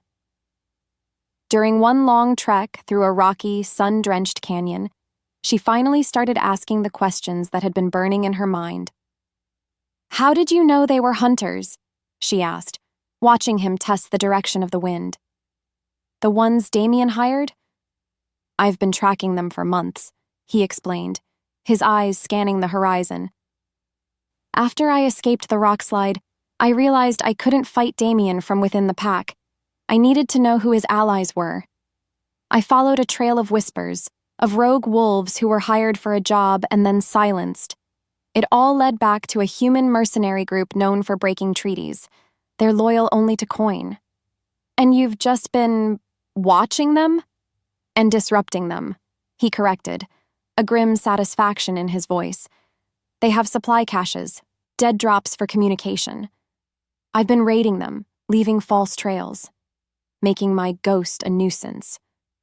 He paused, his expression turning serious. "There's a dead drop not far from here, an old hollow log where they exchange payment and orders. It's a risk, but we need to know what they're planning next." The risk was immense, but so was their ignorance. Lara agreed without hesitation. They approached the site near dusk, a part of the woods where the trees grew unnaturally thick, their branches weaving a canopy that starved the ground of light. The air was still and heavy. Kieran moved with a predator's silence. Lara, a breath behind him. The hollow log was massive, covered in fungus and moss. Kieran reached deep inside, his arm disappearing up to his shoulder. After a moment, he pulled out a small, oilskin-wrapped package. He unrolled it on the ground. Inside was a stack of currency and a thin, leather-bound book. A ledger. Lara knelt beside him, her heart pounding. Kieran opened it, his finger tracing the neat columns of dates, names, and figures. Most of it was in a code she didn't understand, but the last few entries were terrifyingly clear. One detailed a payment made to a hunter named Silas, the leader from the waterfall, from an account linked to a pack-owned lumber business. It was Damian's signature on the withdrawal slip. The smoking gun. But the final entry was the most damning. It wasn't about money. It was the outline of a pact. Agreement. Alpha D grants safe passage and hunting rights within SM territory. In exchange, units will eliminate the primary rival, Ghost, and his designated mate, the Rejected. Future payment to be rendered in land rights to the Eastern Forest, and a percentage of all pack resources. Lara felt sick. "He's selling our home," she whispered in horror. "He's trading our land, our future, to our worst enemies." This was no longer a simple, if bloody, coup for power. This was high treason. Damian wasn't just trying to secure his title. He was planning to dismantle the Silent Moon Pack from the inside out, piece by piece, for his own profit. Their fight had just become infinitely bigger. They weren't just fighting for their lives anymore. They were fighting for the very soul of their pack. Kieran's face was a mask of cold fury. He pointed to a set of coordinates scrawled at the bottom of the page, next to the words "Forward Outpost." "It's a location, a safe house, deep inside our territory." The implications were staggering. The hunters had a base, a foothold on their sacred lands. It was the perfect place to find more evidence, more names, or to lay a trap. They had to go. As Kieran carefully rewrapped the ledger to leave no trace of their presence, a sound made them both freeze. The crackle of a radio. The low murmur of human voices. They were coming back. Now. Without a word, they scrambled for cover, melting into the deep shadows of a thorny thicket just as two hunters entered the clearing. They watched, hearts in their throats, as one of the men reached into the log. He pulled his hand out empty. "The package isn't here yet," the hunter grumbled. "Let's head back to the station. Silas will want a report before nightfall." They turned and left, their path taking them directly toward the coordinates from the ledger. The safe house was active, and they were heading straight for it. Chapter 15. A Wound of Shifting. The abandoned ranger station stood on a lonely hill, a skeletal silhouette against the bruised purple of the twilight sky. It was a place of ghosts and decay, which made it the perfect temporary hideout. After their narrow escape from the dead drop, Kieran had led them there, the grim knowledge from the ledger sitting like a stone in their stomachs. The hunters' outpost was close. Too close. They were in the heart of the enemy's territory now. Inside the station, dust motes danced in the single beam of moonlight slanting through a boarded-up window. It smelled of rot and rain. "They're getting careless," Kieran said, his voice a low growl as he paced the length of the main room. "Setting up an outpost this deep in our land, Damian must have promised them we were all blind." "They think you're a ghost and I'm a broken toy," Lara added, her voice hard. "They're underestimating us." A fire she didn't know she possessed was burning away her fear, replacing it with a cold, sharp resolve. Suddenly, Kieran stopped pacing. He went utterly still, his head cocked, his nostrils flaring. "Get down," he breathed, the words a ghost of a sound. Before Lara could react, the world exploded. The windows shattered inwards, not from bullets, but from canisters that spewed a thick, acrid smoke. Wolfsbane gas. It hit Lara's lungs like fire, stealing her breath, her senses reeling. She choked, her eyes streaming. Through the haze, she saw dark figures in gas masks storming the station from all sides. They had been tracked. The hunters were here. Kieran was a blur of motion, grabbing her and pulling her toward a back room, away from the thickest clouds of gas. But they were surrounded. A massive hunter blocked their path, swinging the butt of a rifle. Kieran met the blow with his forearm, the crack of bone echoing in the small space. He shoved Lara behind him, a feral snarl ripping from his throat. "The window!" he roared. "Go!" Lara scrambled for the boarded-up window in the back room, tearing at the old wood with her bare hands. A board ripped free, then another. Behind her, the sounds of the fight were brutal and wet. She could hear Kieran fighting with a ferocity that was terrifying, but he was outnumbered. She had just created an opening big enough to squeeze through when a deafening groan came from above. The station's roof, old and rotten, couldn't withstand the violence. A heavy support beam, shaken loose, crashed down. Lara screamed as it slammed into her leg, pinning her to the floor. Blinding pain shot up her thigh. Through the smoke, she saw the lead hunter, Silas, step over the bodies of his fallen men. He leveled his rifle, its barrel aimed directly at her head. She was trapped, helpless. "Kieran!" she screamed. She saw him across the room, grappling with two other men. His head snapped up. His eyes met hers. And in them, she saw a level of primal terror and rage that transcended humanity. "No!" The roar was not entirely human. He threw the men off him like dolls and launched himself toward her. Mid-stride, he began to change. But it was wrong. Horribly wrong.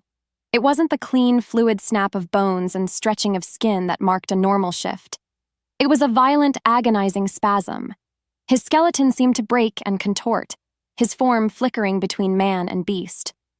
One arm elongated into a wolf's leg, covered in fur, while the other remained human. His face twisted, half man, half snarling muzzle. It was a broken, monstrous transformation, and his screams were of pure agony. The sight of it froze Silas for a fatal second. The half-shifted, horrific creature that was Kieran slammed into him, a whirlwind of claws and teeth and desperate human fists. It was over in a second. Kieran, still caught in the horrible flux, stood over the hunter's body, his form shuddering and convulsing. He looked at Lara, his eyes, one silver wolf's eye, one pained human one, filled with a terrible vulnerability. He had saved her, but the effort had shattered him. He managed to shove the beam off her leg, his body trembling with the strain of holding his form together. He scooped her into his arms, his body a strange, unnatural mixture of fur and skin, and burst out of the broken window into the night. As he ran, carrying her away from the carnage, a new sound echoed through the entire forest, carried on the wind from the pack's central village. The deep, mournful call of the emergency horn. It was a sound reserved for the gravest of threats. A declaration of war. Kieran didn't have to say anything. Lara knew with a sickening certainty what was happening. Damian had his pretext. He was standing before the pack right now, probably with a captured, wounded hunter as a prop, telling them a story. A story about the traitor, Lara, and her rogue accomplice, who had brought their sworn enemies onto their lands. She was no longer just being hunted. She was being erased. Chapter 16. The Cage of Silver. The forest had become a labyrinth of enemies. Every shadow held a threat, every familiar path a potential trap. Kieran's strength was failing. The broken, agonizing shift at the ranger station had taken a terrible toll, leaving a deep spiritual wound that mirrored the physical exhaustion dragging at his limbs. Lara's leg was a throbbing agony, forcing them into a limping, desperate retreat that was far too slow. They were exposed. They were wounded. And they were out of time. They stumbled into the clearing by the old riverbed, a place that should have been safe, only to find it filled with silent, waiting figures. Not hunters this time. It was worse. It was their own people. Warriors of the silent moon pack, their faces grim and unreadable, formed a closing circle around them. They were led by Marcus, Damian's beta, whose easy smile was gone, replaced by a look of cold, clinical duty. "Kieran," Marcus said, his voice flat. "By the order of Alpha Damian, you are under arrest for treason and conspiracy with our enemies." Kieran shoved Lara behind him, his body a weak but defiant shield. "They're the enemy, Marcus," he snarled, his voice ragged. "Damian has sold us all out." The pack warriors hesitated, their eyes flickering with uncertainty. They had known Kieran their whole lives, but Marcus's resolve was absolute. "He's a traitor," he declared to his men, "and she is his accomplice." Kieran lunged, a desperate, last-ditch effort, but his body betrayed him. He tried to shift, and a choked scream of agony was his only answer as his bones ground together in a failed, fractured transformation. He collapsed to his knees, convulsing. The warriors moved in, their reluctance replaced by a grim necessity. They bound him in chains of pure silver, the metal hissing and steaming where it touched his skin. Lara could only watch, frozen in horror, as he thrashed and roared, his pain a physical blow against her through their bond. She tried to run to him, but two she-wolves intercepted her, their grips firm but not intentionally cruel. They held her back, their eyes filled with a mixture of pity and accusation. Then Damian appeared. He strode into the clearing from the path, a king arriving to survey his conquest. He radiated a calm, chilling power. With a flick of his hand, he dismissed the warriors, leaving only himself, Marcus, the two she-wolves holding Lara, and Kieran, who was now panting on the ground, the silver chains eating away at his strength. Damian circled his brother, a predator assessing his captured prey. "Look at you," he murmured, his voice laced with a triumphant contempt. The great Alpha, brought down by his own sentiment. I told you a heart was a weakness." He then turned his attention to Lara. His gaze was possessive, a conqueror's look that made her skin crawl. He walked toward her, and the she-wolves released her, stepping back. "This is all a misunderstanding, my dear," he said, his voice a silken lie. "You were deceived by a desperate, failed wolf, but I am a merciful alpha." He gestured to Kieran, who was struggling to lift his head, his silver eyes blazing with pure, undiluted hatred. "He conspired with the very hunters who would see us destroyed," Damian announced, his voice ringing with false righteousness. "His crime is death, but I find myself in a generous mood." He stopped directly in front of Lara, his presence suffocating. "I will spare his life," Damian said, the words dropping like stones into the silence. "He will be imprisoned, not executed. His pain will end." He paused, letting the offer sink in. "All you have to do is choose the pack, choose its rightful alpha. Stand by my side publicly and accept me. Renounce him, and become my Luna." The world tilted. The choice was monstrous, her freedom for his life, her soul for his survival. She stared at Kieran, chained and bleeding on the forest floor, his life held in her hands. Through their bond, she felt his agony, but also his furious, desperate plea. "No, don't do it. Never." Damian smiled, a cold reptilian twisting of his lips. "Choose me, Lara," he whispered, his voice a venomous caress. "And he lives." Chapter 17. The Ghost in the Paper. She was a bird in a gilded cage. Damian had not thrown her in the pack's dungeon cells. Instead, he'd had her escorted to the Luna's chambers in the Alpha's main lodge, the very rooms that should have been hers. The irony was a suffocating cruelty. The suite was beautiful, filled with soft furs and the scent of cedar, but every opulent detail felt like a bar on her prison. He was giving her time to think, to understand the supposed generosity of his offer, but all she could think about was Kieran. The bond was a constant, agonizing hum of pain. It was a thin thread stretched across a chasm, telling her he was alive, but suffering terribly in the silver-lined cells beneath her feet. Every jolt of pain he felt was a distant echo in her own body. Despair was a physical weight, pressing down on her chest, making it hard to breathe. She paced the luxurious room, her mind a maelstrom of impossible choices. Could she do it? Could she stand before the pack and accept Damian, binding herself to a monster just to keep Kieran's heart beating? The thought of his touch, of being his Luna, was a violation that made her want to claw her own skin off, but the thought of Kieran's life being extinguished, that was an agony beyond comprehension. To save him, she would have to sacrifice everything she was. Perhaps that was the only choice left, to surrender. A short time later, a pack servant quietly entered and deposited a small, familiar wooden box on the bed. Her belongings from the apartment. Damian's message was clear. Her old life was over, and this was all that was left of it. The sight of the box was like a punch to the gut. Inside lay the source of all her pain, the beginning of this entire nightmare. With numb fingers, she opened it. There, on its bed of faded lavender, was Kieran's rejection letter. She picked it up, the worn paper a testament to her years of bitterness. She held it, wanting to scream, to rip it into 1,000 pieces. This was his original sin. The cruel words that had set everything in motion. "You are weak. You are not my mate." As she clutched the hated letter, her thumb rubbed over the thick, creamy paper. Something felt off. A slight ridge near the corner, a subtle unevenness. It wasn't just a single sheet. Her heart gave a sudden, painful lurch. Driven by a flicker of inexplicable curiosity, she took the letter to the window, the moonlight illuminating the paper. With a trembling fingernail, she picked at the corner. It separated.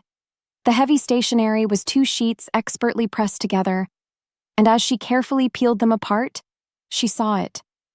Faint, almost invisible markings on the inside sheet, a message written in what looked like lemon juice meant to be revealed by heat.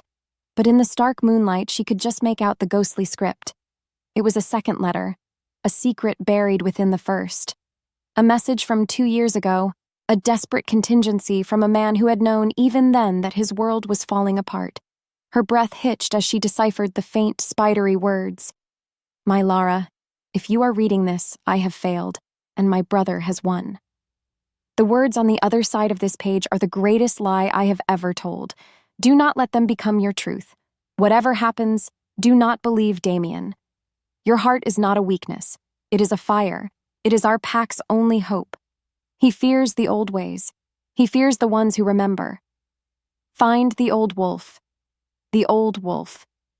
The name was a half-forgotten legend, a mysterious, powerful elder who had supposedly gone into exile decades ago after a dispute with Kieran's father. Some said he was dead. Others said he watched the pack from the deepest parts of the woods. A myth. A ghost story. But it was a breadcrumb. A direction. A tiny, impossible flicker of light in a world that had gone completely dark. It was a message from the man she loved, telling her not to surrender, telling her to fight. Chapter 18. The Fading Fire. Hope was a fragile, dangerous thing.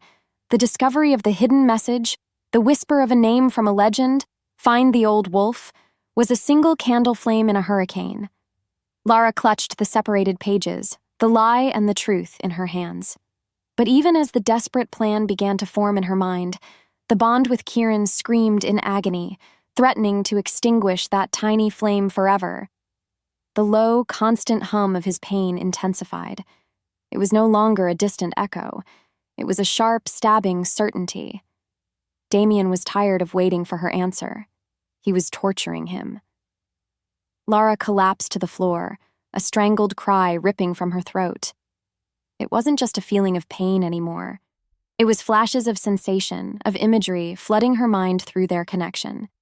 The searing, bone-deep cold of silver pressed against skin, the suffocating darkness of a cell, the dull, rhythmic thud of a fist striking flesh. She felt a phantom ache in her ribs, a ghost of a split lip. With the agony came his emotions, not fear for himself, but a wave of pure, desperate love for her, and a terrifying, bone-deep resignation. He was giving up. She could feel it. He was letting go. He was trying to sever the connection, to spare her from feeling his torment. He believed his death was the only way to free her from Damian's impossible choice. The bond, which had blazed so brightly, was now flickering, his presence growing dim and distant. It felt like watching a star die, its light fading into the infinite black. The thought of it, of him being gone, truly and forever this time, was a pain far greater than any physical torture. This was it, her lowest point, the absolute abyss. She was on the floor of her gilded cage, sobbing, feeling the man she loved die, moment by moment, inside her own soul. She could stop it. She could run to Damian, accept his terms, and the pain would cease. Or she could do nothing. She could let Kieran find his peace, let him sacrifice himself for her as he had always intended. She could let him go. The agony was unbearable. Her body screamed for it to end. Let him go. Let it be over. But then, through the fog of pain, Kieran's hidden words echoed in her mind. Your heart is not a weakness. It is a fire. A fire. She lifted her head, her tear-streaked face illuminated by a single shaft of moonlight from the window. She looked at her reflection in the dark glass, a pathetic, broken creature, crumpled on the floor. Was this who he had sacrificed everything for? Was this all that was left of the woman he loved? No. The pain wasn't just his. It was hers, too. The rage wasn't just his. It belonged to her. He had started this fight to protect her, but it was hers to finish. A new strength, born of incandescent fury, began to uncoil in her belly. Damian thought he could break them. He thought he could extinguish their bond. He was wrong. A bond wasn't just a connection to be severed. It was a promise. Slowly, shakily, Lara pushed herself to her feet. The tears stopped. Her breathing evened out. The despair in her eyes was burned away, replaced by a cold, hard resolve that was terrifying in its intensity. She would not let him die. She would not let Damian win. She would not be the weakness his brother had banked on. She would be the fire. She looked at her reflection again, but this time she didn't see a victim. She saw a Luna, denied her birthright, a queen who had come to reclaim her throne in blood and shadow. She felt Kieran's life force flicker, a guttering flame about to go out, and she sent every ounce of her will, her love, her rage, down the bond to him. A single silent message. Hold on. Her decision was made. There was no more fear, no more hesitation, only purpose. She whispered the words into the silent, opulent room, a vow made to herself, to him, and to the moon watching from above. If fate gave me you once, I'll fight fate itself to keep you. Chapter 19. A Rebellion of Whispers. The first breath of freedom was cold and sharp. Lara moved through the sleeping pack house like a ghost, her vow a fire in her belly that burned away the last of her fear. Escaping the opulent prison of the Luna's suite was surprisingly simple. Damian had underestimated her, seeing only the broken girl he had helped create, not the woman forged in the crucible of his own making. A loosened floorboard, a shadowy balcony, and a silent drop into the bushes. She was gone. She didn't look back. Her destination was not a place of safety, but a place of secrets. Kieran's hidden message pointed her toward a legend, the old wolf. To find a myth, she had to seek out the forgotten.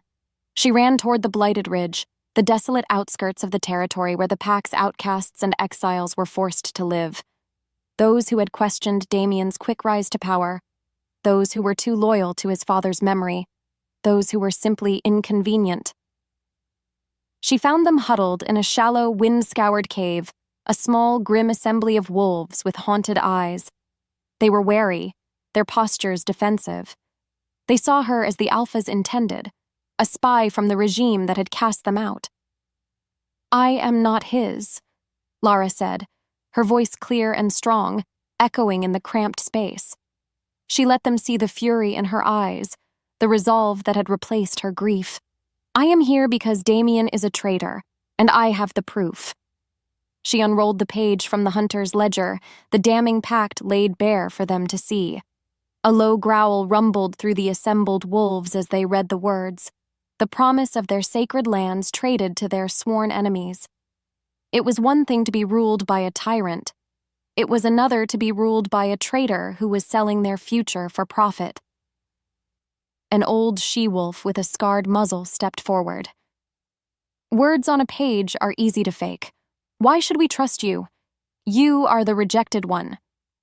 The title, once a source of shame, was now her shield of authenticity.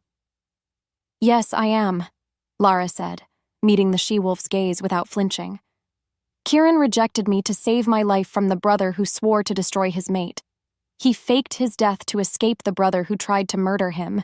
He has been fighting for this pack from the shadows while Damian sells it from a throne of lies. She drew a small, wicked-looking knife from her boot, one she had taken from the Alpha's lodge. It was ornate, the hilt inlaid with silver, a weapon of pain. She would make it a tool of purpose. Before their watching eyes, she drew the blade across her own palm. She didn't cry out as blood welled, red and defiant. With a steady hand, she used the knife's tip to trace the symbol of the Luna, a crescent moon, into her skin. The silver sizzled, the pain a clarifying fire. I mark myself as Luna of the Silent Moon, she declared, her voice ringing with an authority she didn't know she possessed. I claim Kieran as my alpha and my mate, and I am asking you to fight with me to take back our home. The act was audacious, symbolic, and utterly undeniable. She was claiming her birthright in blood and pain, swearing an oath that could not be broken. A figure stepped from the deepest shadows of the cave, and Lara's breath caught. It was the tall, silent stranger from Kieran's memorial, the man who had watched her from the edge of the woods. His face was sharp, intelligent, his eyes holding a familiar, assessing weight. "We have been waiting for you, Luna," he said, his voice a low, respectful murmur. He gave a slight bow of his head. "Fen has been watching. He said the fire had to be yours to light." Lara stared at him, understanding dawning. "You work for the old wolf." "My name is Elias," he confirmed, "and I am here to take you to him. He is expecting you." Chapter 20. The Luna's Gambit. The old wolf lived in a place that did not exist on any pack map. Elias led Lara through a series of illusions and false trails to a den dug into the roots of a truly ancient heart tree, a place pulsating with the quiet, primal magic of the earth. Fen was older than any wolf Lara had ever seen, his fur the color of snow, his eyes a pale, cloudy blue that seemed to see through time itself.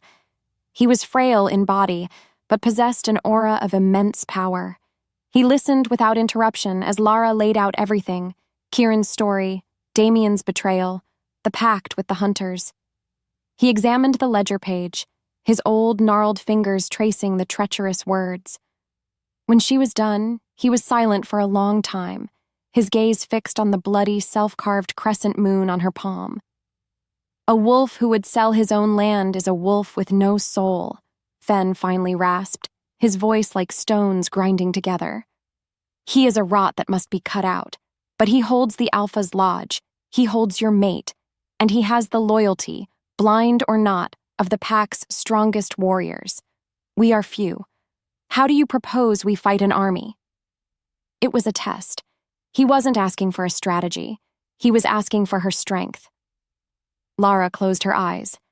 For a moment, she ignored the ancient wolf before her, ignored the small band of rebels waiting for her command. She focused inward, reaching for the thin, flickering thread of her bond with Kieran. For days, it had been a source of agony, a conduit for his pain. But now, with her new, unshakable purpose, she approached it differently. She didn't just receive. She searched, and she found it. Beneath the pain, beneath the despair, was his essence, his soul. A tiny, defiant spark in an ocean of darkness. And that spark had a location.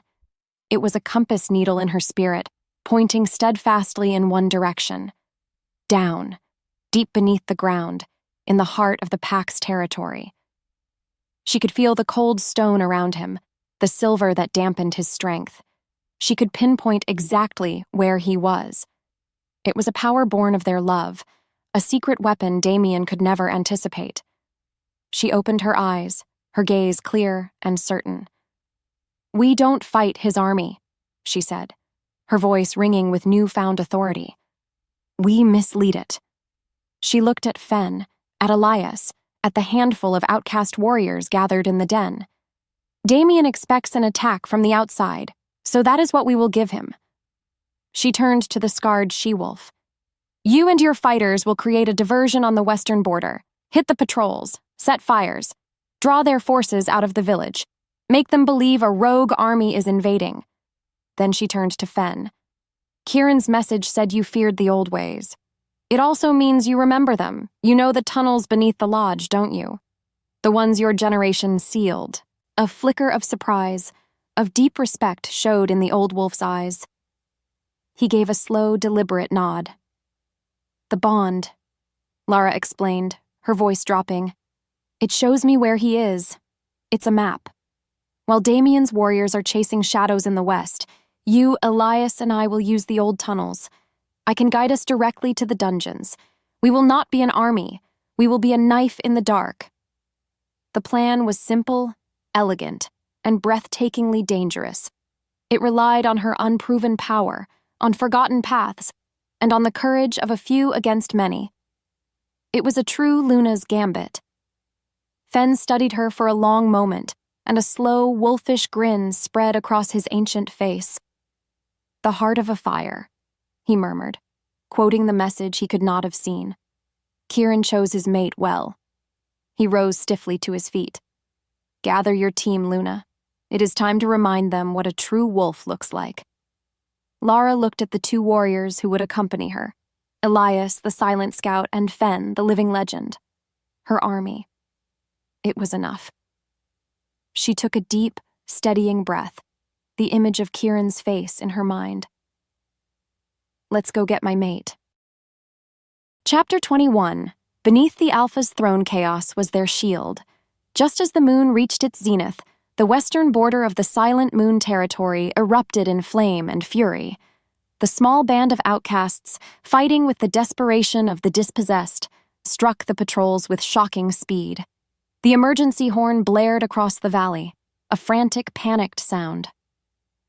From their hiding place near the Alpha's lodge, Lara watched as Damian's warriors streamed from the village, their forms shifting into massive wolves as they raced toward the phantom invasion. The trap was sprung. Now, Fen rasped, his ancient eyes glowing in the dark. He pushed aside a curtain of ivy at the base of a forgotten monolith, revealing a dark, narrow opening. The air that wafted out was cold, smelling of deep earth and stone. The entrance to the old tunnels. The journey beneath the earth was a tense, suffocating ordeal. The tunnels were tight, the darkness absolute.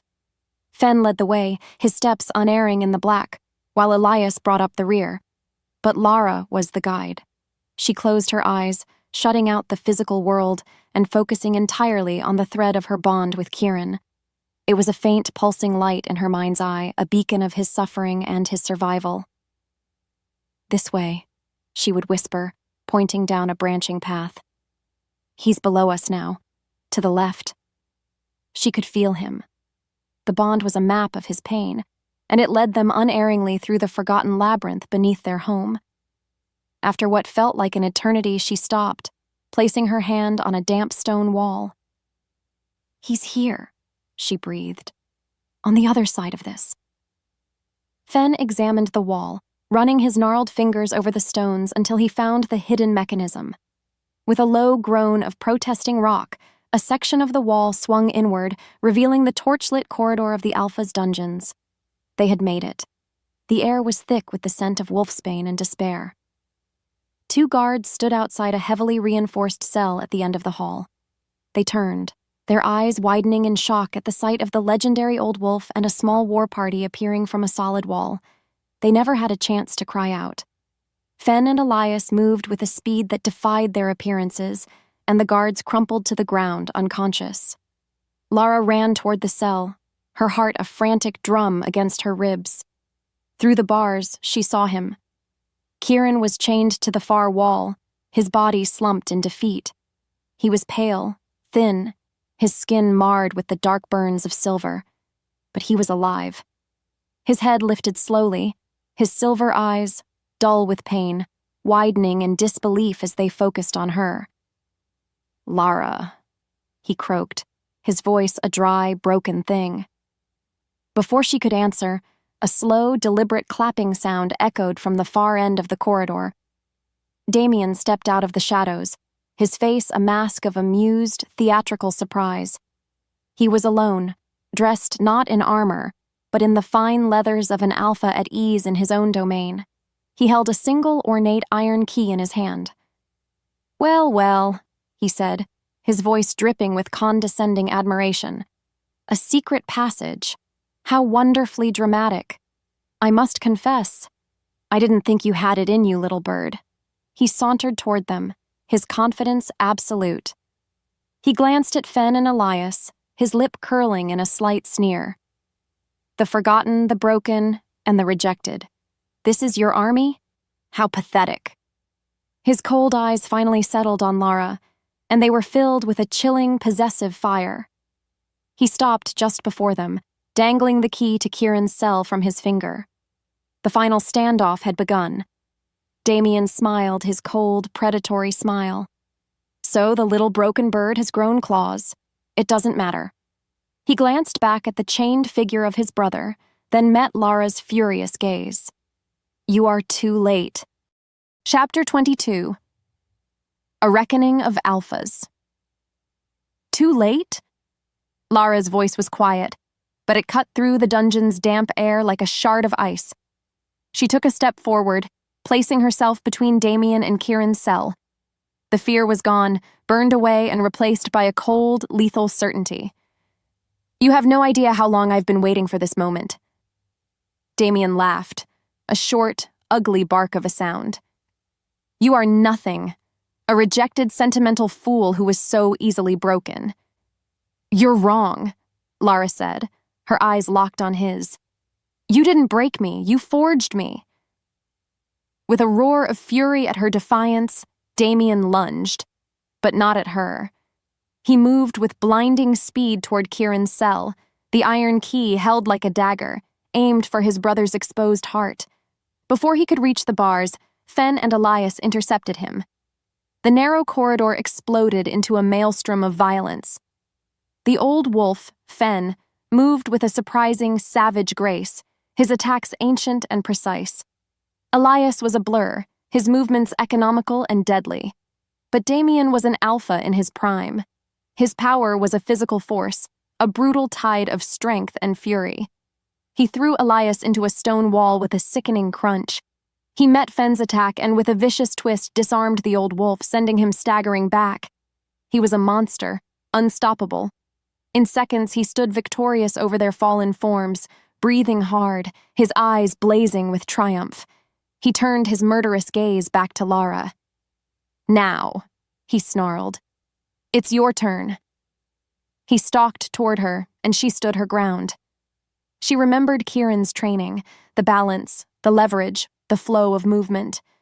When he reached for her, she didn't retreat. She moved with him, deflecting his grip, using his own momentum to spin away. He was stronger, faster, but she was slippery, a current he couldn't quite grasp. The training dance had become a dance of death. He grew tired of the game, his fist lashing out, catching her on the jaw. The blow sent her flying, her head cracking against the stone floor. Stars exploded behind her eyes. Through a swimming gray haze, she saw him stand over her, raising a hand for the final killing blow.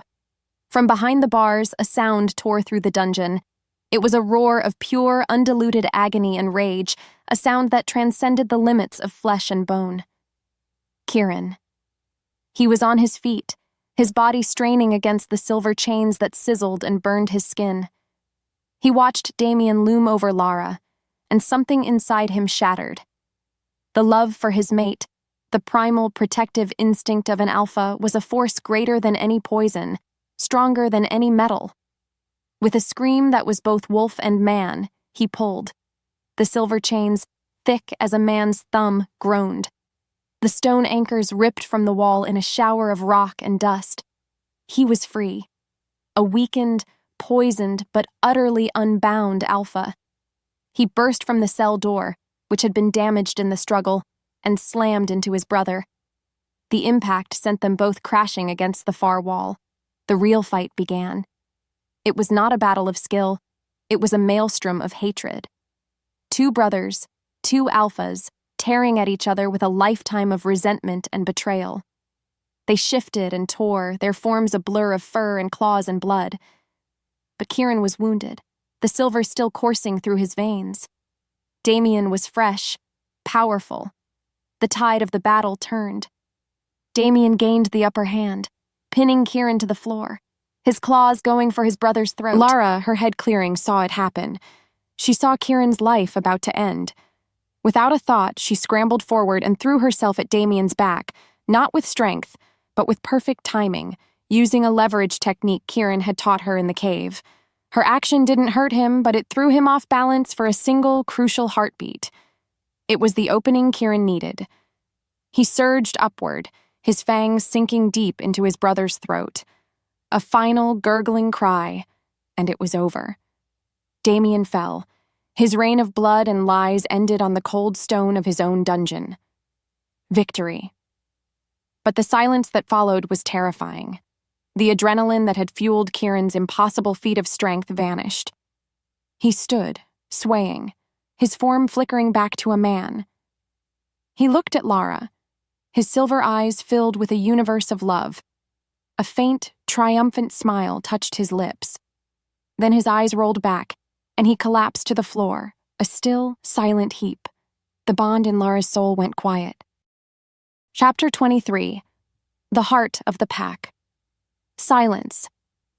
It was a dead, hollow void where the vibrant, humming connection to Kieran had been. Lara scrambled to his side, her hands hovering over his still chest. He wasn't breathing. His skin was cold. The silver poison, combined with the impossible exertion, had finally claimed him. The victory had cost everything. The world narrowed to this single, horrific point. She had won the war only to lose the one thing she had been fighting for. No. The word was a choked, broken whisper. Tears streamed down her face, splashing onto his pale, still face. No, not again. You don't get to leave me again. She remembered her vow, whispered in the darkness of her prison. I'll fight fate itself to keep you. Fate had dealt its hand. Now it was her turn. She pressed her palms flat against his chest, right over his heart. She closed her eyes, ignoring the groans of the recovering Fen and Elias, ignoring the world. She poured every ounce of herself into the silent bond. She sent her strength, her warmth, her life force down that dead connection, a desperate attempt at resurrection. She pushed her very soul into his body, trying to reignite the spark that had gone out. Come back, she pleaded, her voice a raw whisper against his skin. Kieran, you promised. You promised you wouldn't lose me twice. I won't lose you. Come back to me. As your mate, as your Luna, I command you. Come back. It was an act of pure, desperate will. She felt her own energy draining, her vision going dark at the edges. She was giving him everything, even if it cost her own life. For a moment that stretched for an eternity, there was nothing. Just the cold, unmoving stillness of his body beneath her hands. The silence. Then, a flicker. A tiny, impossibly faint beat against her palm. She gasped, focusing harder, pushing more of her energy into him. Thump. Another beat, stronger this time. Thump, thump. A rhythm. A miracle. Kieran's chest suddenly arched, and he sucked in a massive, ragged gasp of air. His silver eyes flew open, confused and wild, and then they found hers. The bond roared back to life, not as a scream of pain, but as a flood of overwhelming, radiant warmth. He was back.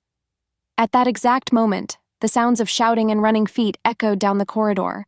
The pack warriors, having found the western border quiet and the fires a ruse, had returned. They stormed the dungeons, weapons ready, only to skid to a halt at the scene before them. They saw their declared traitor, Lara, kneeling over the body of their rightful alpha, Kieran, whose eyes were open and breathing. They saw the corpse of the usurper, Damian, lying in a pool of his own blood. They saw the legendary old wolf, Fen, climbing to his feet, a grim sentinel. The truth was laid bare in a single, undeniable tableau.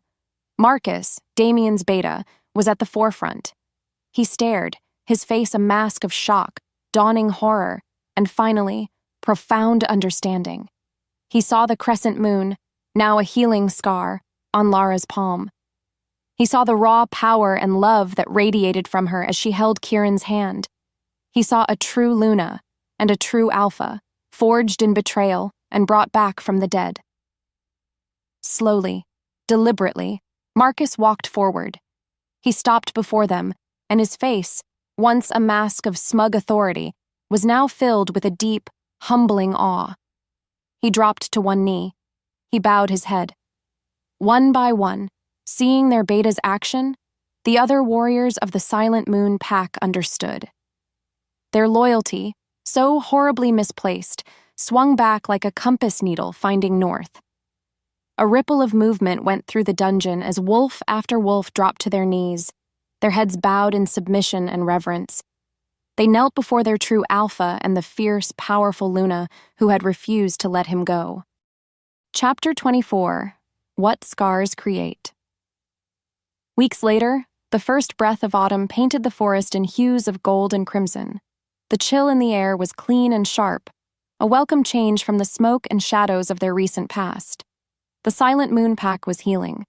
The wounds left by Damian's treachery were deep, but the pack's spirit, under its rightful leadership, was resilient. Lara stood on the high ledge overlooking the village, the Alpha's Rock, a place she had once viewed with bitterness. Now it felt like home. A cool breeze ruffled her hair, and she leaned back into the solid, warm presence behind her. Kieran's arms wrapped around her waist, his chin resting on her shoulder. They stood not as a ruler and his consort, but as partners, watching their people rebuild. The rebuilding was a quiet, deliberate process. There were no grand decrees or shows of power. Instead, there was presence. Lara spent her days with the families, listening to their stories, helping to mend the frayed edges of the community. She had a gift for it, an empathy born from her own immense pain, and the pack responded to her with a fierce, protective love. Kieran worked with the warriors, re-establishing the patrols, purging the last of Damian's corrupt influence, and teaching them that true strength came from loyalty, not fear. They were equals, two pillars supporting the arch of their pack's future. Lara was no longer the broken girl from the memorial. The bitterness was gone, replaced by a calm, unshakable strength. The haunted look in her eyes had been supplanted by the clear, confident gaze of a leader, a Luna who had fought for her title and won. Her transformation was complete. "It's quiet," Kieran murmured into her ear, his voice a low, content rumble. "It's peace," she answered, placing her hand over his. Her fingers brushed against his, and her eyes fell to their scars. His hands were cross-hatched with the thin, white lines of 100 battles. Her own palm bore the silvery crescent moon she had carved into it, a permanent symbol of her vow. "Do you ever think about it?" she asked softly. "Everything that happened?" He was silent for a moment, his arms tightening around her. "Every day," he admitted. "I think about the man I had to be to protect you, and I hate him." Lara turned in his arms to face him, her hands coming up to cup his face. She looked into his silver eyes, eyes that now held peace instead of torment. "That man is gone," she said, her voice gentle but firm.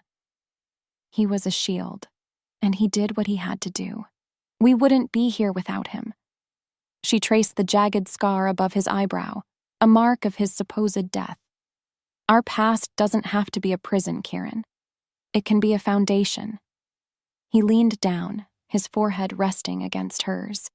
The bond between them was a calm, steady river of love and acceptance, a quiet strength that was more profound than the fiery passion of their reunion. Their scars hadn't vanished.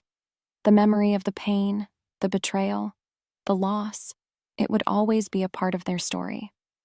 But it was no longer the whole story. Their scars were not signs of weakness or damage.